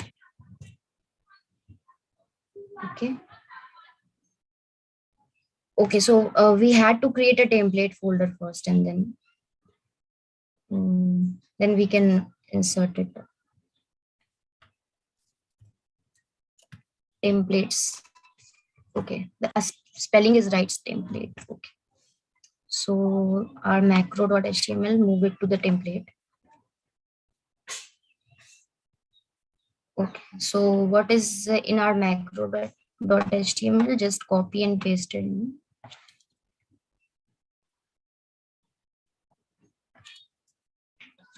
Save it. And one more HTML file is there, right? New HTML file, index.html. What was the index.html? Okay, so this is our index.html.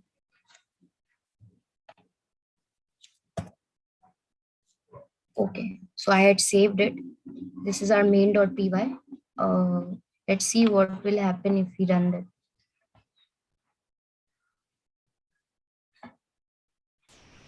Ma'am, the file name is macro.html, and there is a typo, the macros.html in the index.html file. Okay, macros.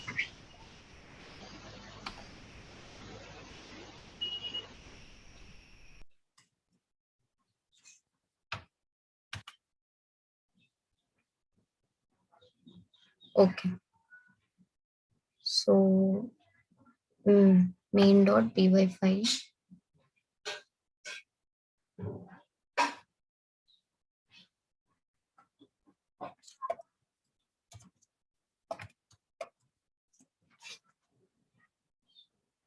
So it is running. Okay. It is taking some time. Okay. So if we go to this route, so can you see this? it will just looping over all the gadgets that we had specified here. So it is indirectly using the macro. It is just using this macro, which is basically looping through all the list, looping through the list that we had defined in the main.py file. So we are just calling here the function name, and we are using this particular piece of function.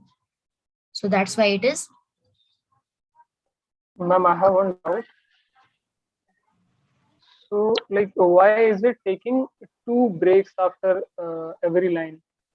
Like, it should have only one BR, like, as in the when it is rendering. Yeah. So because we are using, we are using here paragraph tag, right? So it is if we remove it, like, let's say if we remove it and save it, and then if we run that main.py file,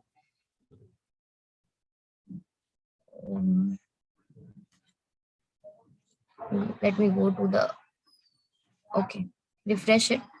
See, you can see all of them are coming to the same line because paragraph is a block element, right? But my question is, like, it should have one break only, no? Like, as in there is one gadget name, and then in the next line there is another gadget name. But in the first case, what was happening was it took 2 breaks. Okay, if you can like understand what I'm trying to say. Okay.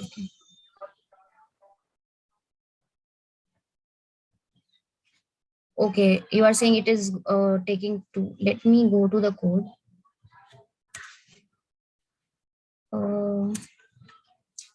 If we, let me run this and then see. Okay, it is taking. Does it have something to do with Jinja? Because I remember in one of the sessions, Adarsh sir was trying to demonstrate something similar, like to avoid a line break using Jinja, but apparently it did not work as intended back then. But like he tried to demonstrate the concept, but it did not work back then as well. I feel like putting the dash after the like. Where to put the dash? I think the dash was after the. Okay, so Sonal, can you go to the browser page?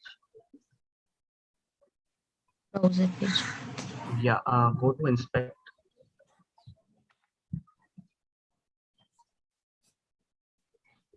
Okay, yeah. So go to any element like mobile or laptop, any under. So yeah, so this is the problem here, right? So if we see here, the block model itself, right? The margin is taking that place. So the margin of mobile and margin of laptop, right? So that place is being taken by. So this margin is given by the paragraph element. Okay, so if we try to remove this margin, then we'll have this one by one just below. So basically, it is not the BR tag; it is the margin that is causing this. Okay, got it. Yeah. Maybe we can try to remove that. Sonal, can you go to the style element dot style here? Yeah, just put margin equals to 0 pixel.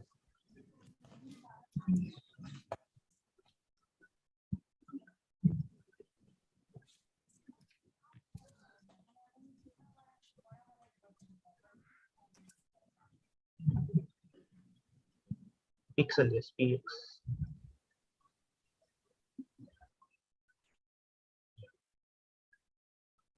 Okay. Try to click anywhere on the like. Yeah. It's not working. Okay, so here we have now margin. It had removed the margin, but it is all. We should put that style in the paragraph tab, I think. Oh yeah, exactly. He's right. Okay, so let me. Okay, what are we selecting by the way? This is if we are selecting paragraph, it will be the paragraph itself, right? Yeah, so we are selecting paragraph itself. Okay, so there is a like a margin top and margin bottom display. we have reduced Or the margin, even but we have to reduce the or margin for the element which is down to that for the laptop, like the element which shows laptop, that paragraph tag has margin up, margin top basically, and margin bottom. So I think that is causing it. So instead, like we can define it in the like p Yeah. That's what. margin of. Yeah.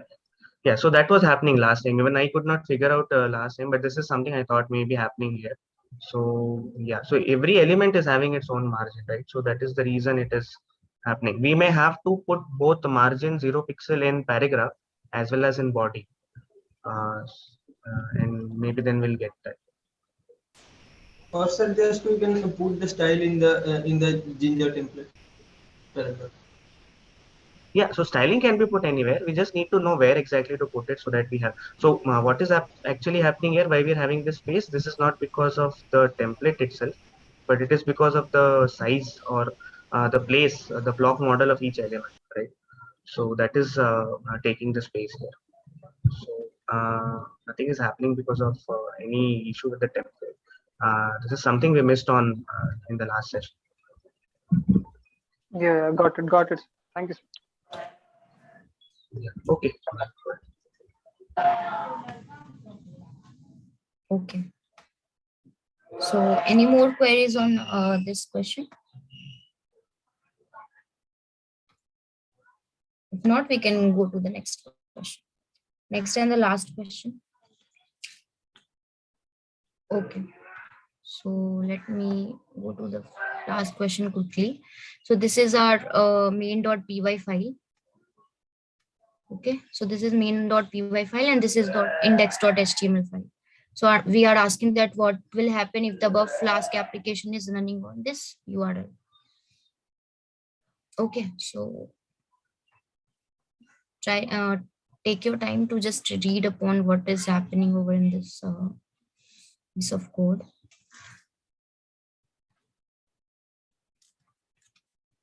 After that, we can discuss on the solution.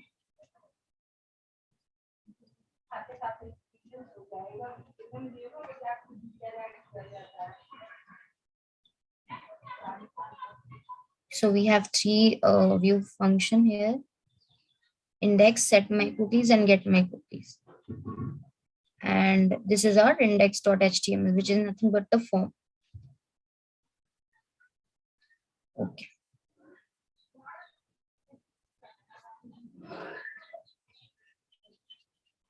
Okay, I think we can just try demonstrating it. Let me copy this.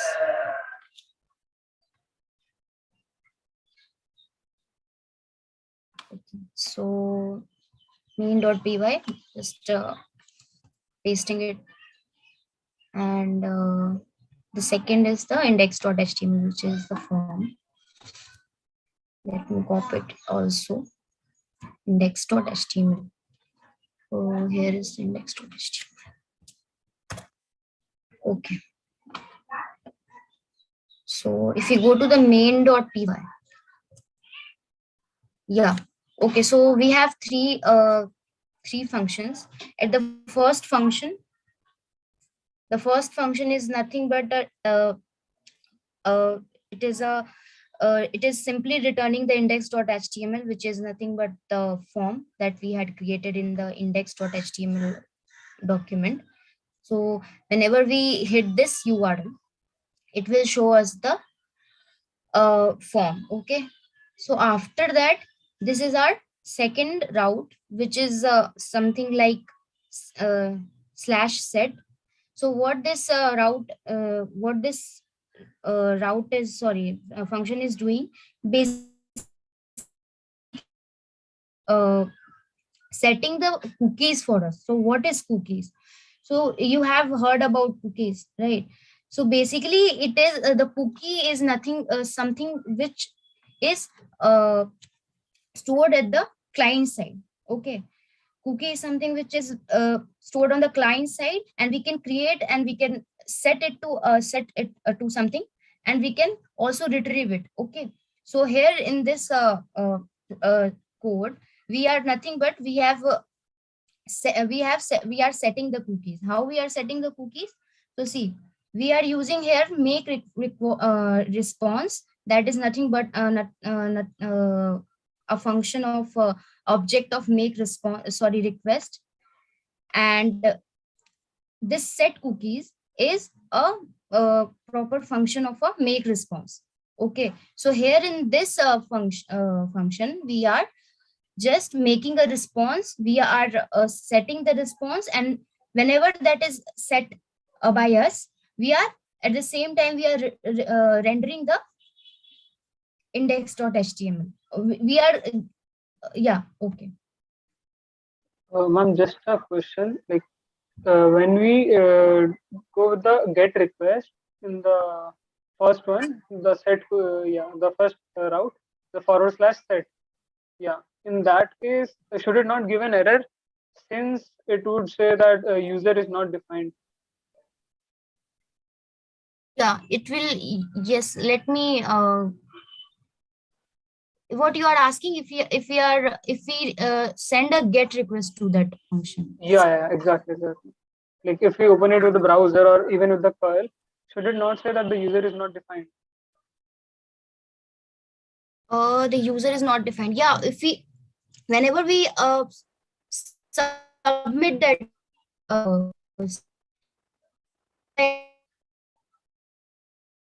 we are set, right?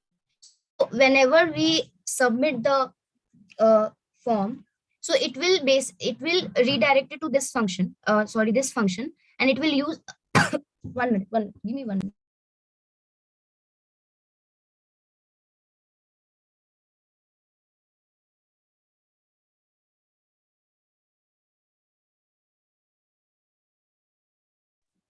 Yeah, okay.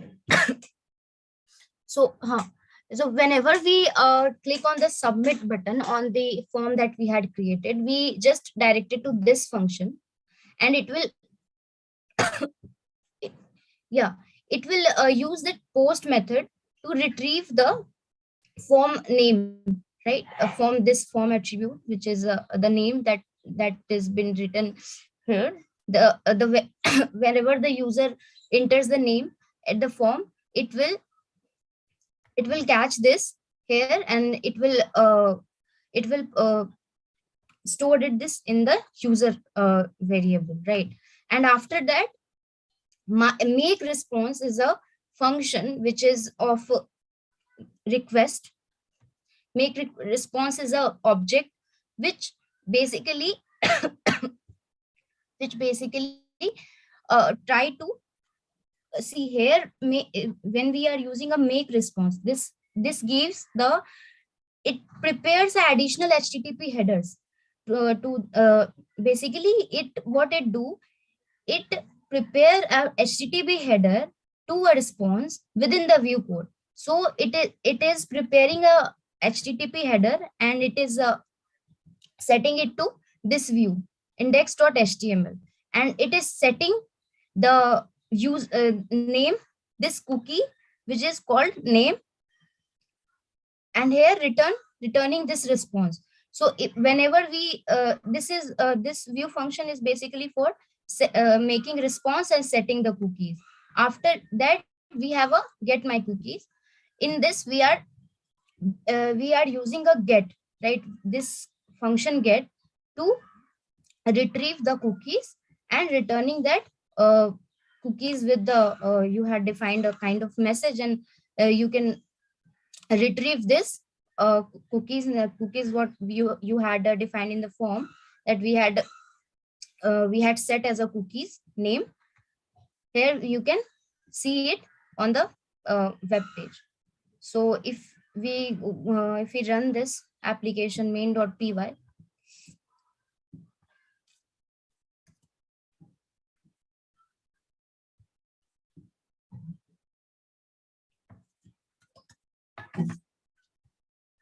okay, so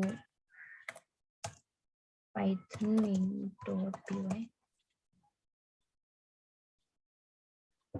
Okay, so see, if we go to this URL slash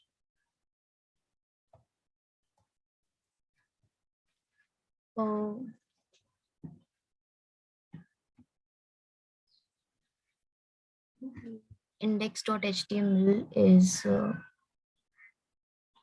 okay. Index.html, we had to copy and paste to this index.html. Now if we go to Ma'am, the HTML tag is not closed. The Angular bracket. okay, I think some typos.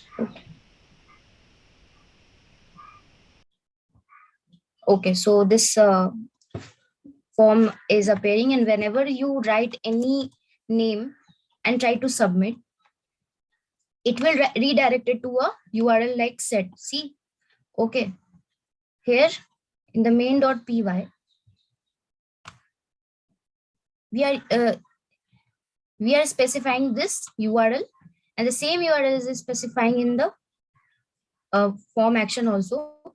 And whenever we submit that button, submit that name and with the form data, it will go to this view function, and this view function, what is it is doing? It is just checking, okay, so whether your submission is valid or not. It is going through the post HTTP method or not. If yes, then you could save that name, which is the name as a user, and just make those user as stored as a set that user as a cookie. And whenever we get try to get on the URL like get, we can see your name is Sonal. Okay, so here in the get my cookies view function, whenever we go to this URL, I just retrieve the name one, which is this name, and it is simply getting the cookies and storing in the name one and returning your name is name one, which is nothing but this name one. Okay, so this is nothing but the creating cookies, setting cookies, and then at last we are getting the same cookies that we had stored here from the form which the user filled the name. It is setting the name as a cookies, and then it is returning in this function, and at last we are getting the cookies with the get method that is specified from the request dot cookie function. Ma'am, what is the difference between cookies and the session which you already used? Okay, so see, the very basic difference between cookies and session. So I'll give you an example of cookies and session. How do we, let's say you go to Pizza Hut, right? You go to Pizza Hut or any kind of shop first time. Okay, first time you ordered pizza and you eat it, and then get out of that shop, and next day you again go and ordered pizza. Okay, so but here what is happening, the owner of the Pizza Hut or the person who was at the counter of the Pizza Hut don't know you, right? So how, this is kind of a stateless communication between you and the Pizza Hut. So how to make it stateful? Okay, how to make it stateful, and how Pizza Hut will remember what I ordered yesterday. So at this point of time, he is not the Pizza Hut boy is not remembering me, and he don't know that what I had ordered yesterday. Okay, so how do this happen? How we can make our communication stateful? So how do this happen? So how so they will give you a pizza card. Let's say they will give you a card, identity card kind of thing, and whenever you go to their shop, or you will carry that card with you, which is on the card all the information about you, your name, your age, Your everything, every information, particular information about you is written on that card, and every time you go to them, they just take your card and identify you. Okay, you are the person who yesterday who ordered this pizza, and day after day before yesterday you ordered this pizza. So in this case, it is we are making a stateful communication between the Pizza Hut boys and you. Okay, so for Pizza Hut, they already make a count for you to track all of your stuff, like last drink you ordered, last pizza you ordered, how many days before you had come to their place. This kind of all thing they had in their system. Okay, so this is something kind of a stateful communication that you and the Pizza Hut, it is the connection established, right? So in this case, the boy that is coming to the Pizza Hut place, who ordering the, okay, the card he's the identity card that he's carrying, this is nothing but the cookie. Okay, so the client always carries a thing called the cookies with them. So the thing is to make the cookie useful is the session. The session lives on the server. Basically, it mostly lives on the server, and the Pizza Hut is tracking a lot of different sessions, right? So that's why cookie is important, because we use it to match up with the right session. Okay, so they have many number of customers, and they have many number of cookies. So which cookies belong to which session? It is the main connection between the cookies and session. So cookie is important, that because it is which person or which resource is belong to which session, the thing, it is only because of the cookies. So that is the main difference, or main function of cookies and session. This is a very basic example that I can give you at this moment. Ma'am, so basically cookies live on the browser while the session stays on the server. So at many places I had read about that cookies lives on the server, but I don't think so. As far as I know, cookies live on the client side, and the session is on the server side. So every time we, exactly. Yeah, that is what I said. Yes, so yeah, so like this can be concluded from like the session stays on the server, but while the cookie stays on the browser side, like the user side, basically. Yes. So every time a client requests any kind of resource from the server, they had to carry this identity card or this kind of thing to the server, such that the session got established once again, and they will recognize you. Okay, you are this and this. So the session they can arrange for you. Okay, got it. Okay, so this is the question. Got it. Okay. So any more question on this?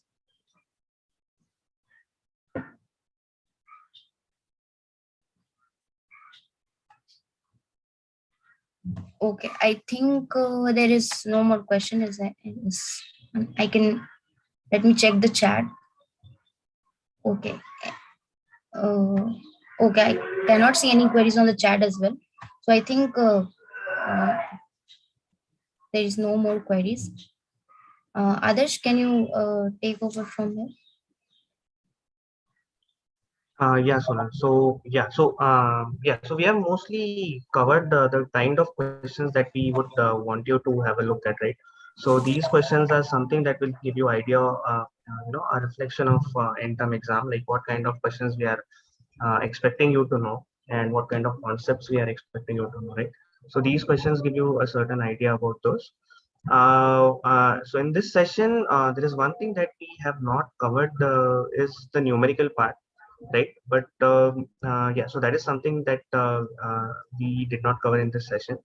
But I guess the two sessions that we have had in the Solve with Instructor after I don't exactly remember the weeks, but the two sessions that I had mostly cover the part where both the numerical part, the numerical questions that can be asked throughout the course have been covered in those two sessions, right? So I would strongly recommend you to go through the slides that I have provided after each session, and it will also give you a better idea of like, so you can expect similar questions based on numerical part in the end term.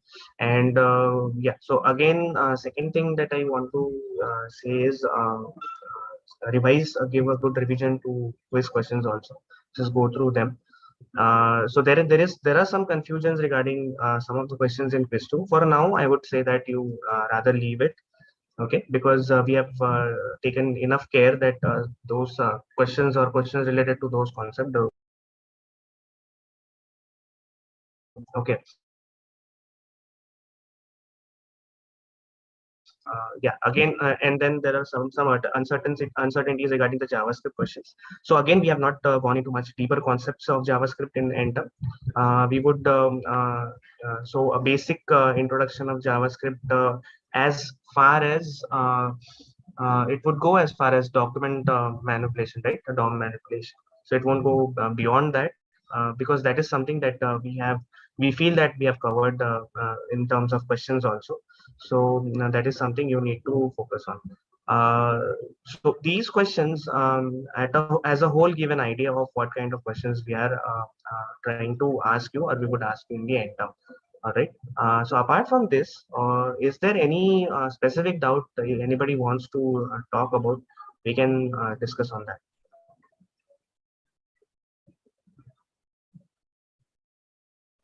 So in the chat box, Bhavya has posted some like doubt. I see.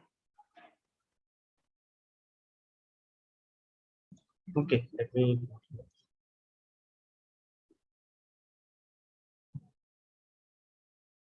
Okay, so this, all right, so you have doubt regarding JS and PyTest, right? So JS I've already cleared, like what needs to be done as far as JS is concerned. And this question is something that is from probably the last end term. And I have responded to this. So this was created as a thread also in Discord. So I've responded to this thread, right? So you can go through that. Probably I can give you the link to that thread also.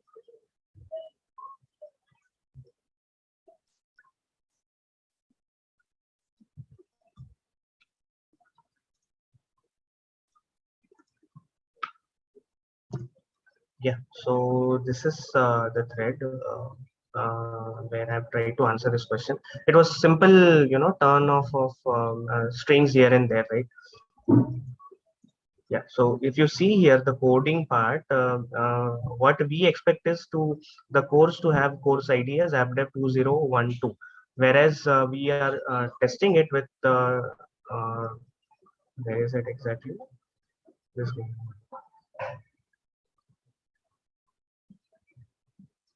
We are testing it with another number, right, which is 2021, I guess.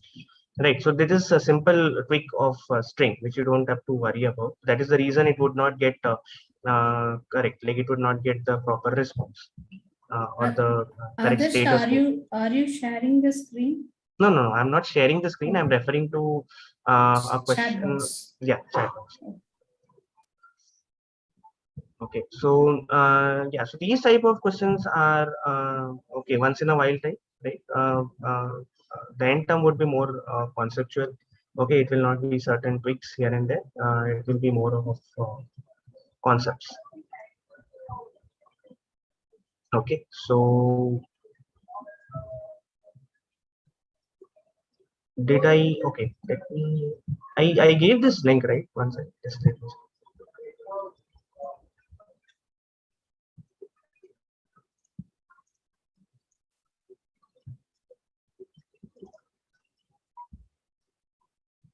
Yeah, so this is the link.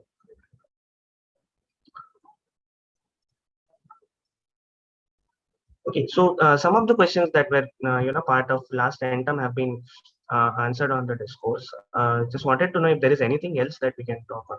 And I've also stated that in the numerical part, you can refer to those PDFs, right? Because the questions will be very much similar, because there is a limit to the concept that we can use, right? So we don't want to over confuse you and need to over complicate those questions, right? So we will be using simple questions which are completely based on the 8 to 10 questions in all that I've covered in those 2 sessions.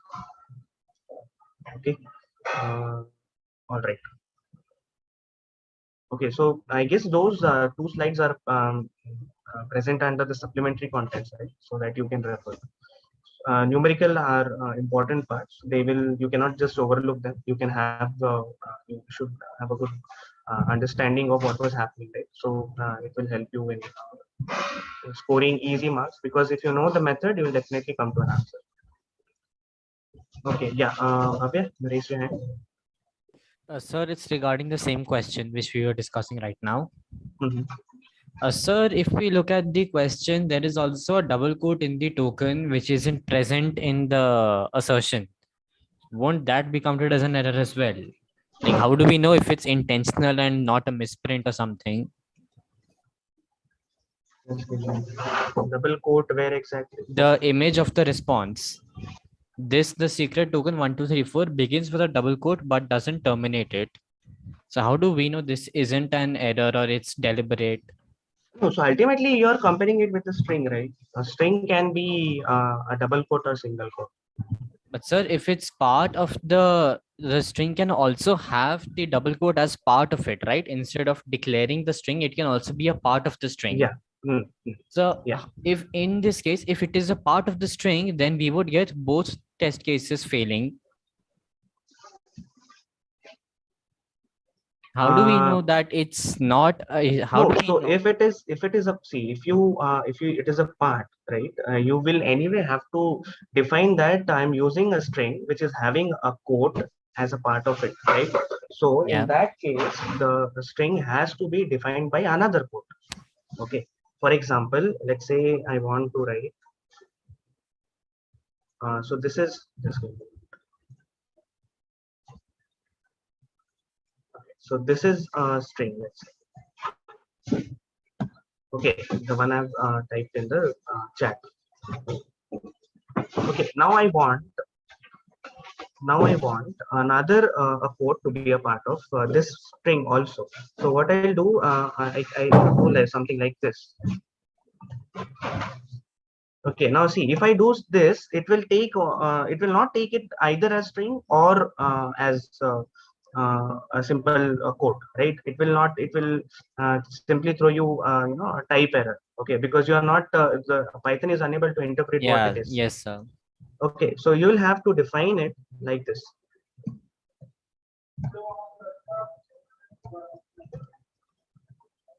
Okay, so in this case here, that quote, single quote is a part of string, but you will anyway have to define that I'm using this as a string with another set of quotes. Okay, now those quotes cannot match. For example, if single quote is a part of my string, I cannot use single quote to represent a string. Okay, so if I'm using double quotes to represent my string, then I cannot use double quotes in the string. I'll have to use single quotes. Yes. And the other way around for single. Okay, sir, got it. So yeah, so your idea was right. Where if you want to use a quote as a string, you will have to find out a way to represent that string, that quote, and also to show that I'm using this as a string, the way it is done in the third thing, right? Yes, sir, got it. Right. So here, since we are using only one type of string, it is straightforward that it is a string. Okay, sir. And sir, will we have theoretical subjective questions in the exam? No, we have tried to avoid subjective questions in the exam. Okay, sir.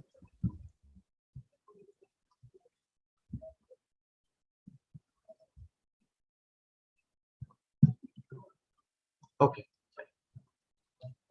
So one emphasis from my side, go through the numerical questions also. Like we have been doing codes a lot, right? So everywhere we are dealing with codes and all, but major, not the major, but an important chunk of the paper that we have designed for not only end term, the quiz 1, quiz 2, and end term will have numerical numerical as a part of it, right? So that is something that you need to have a look at.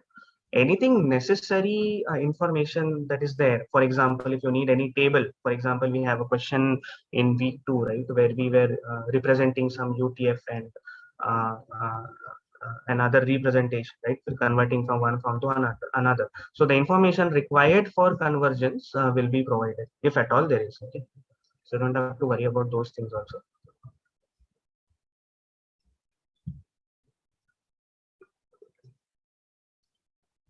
Yeah, okay. So we'll just wait for, so I'm waiting for your response here. If there is anything specific we can discuss on, just let me know, okay? Or just you can simply unmute or post it in chat.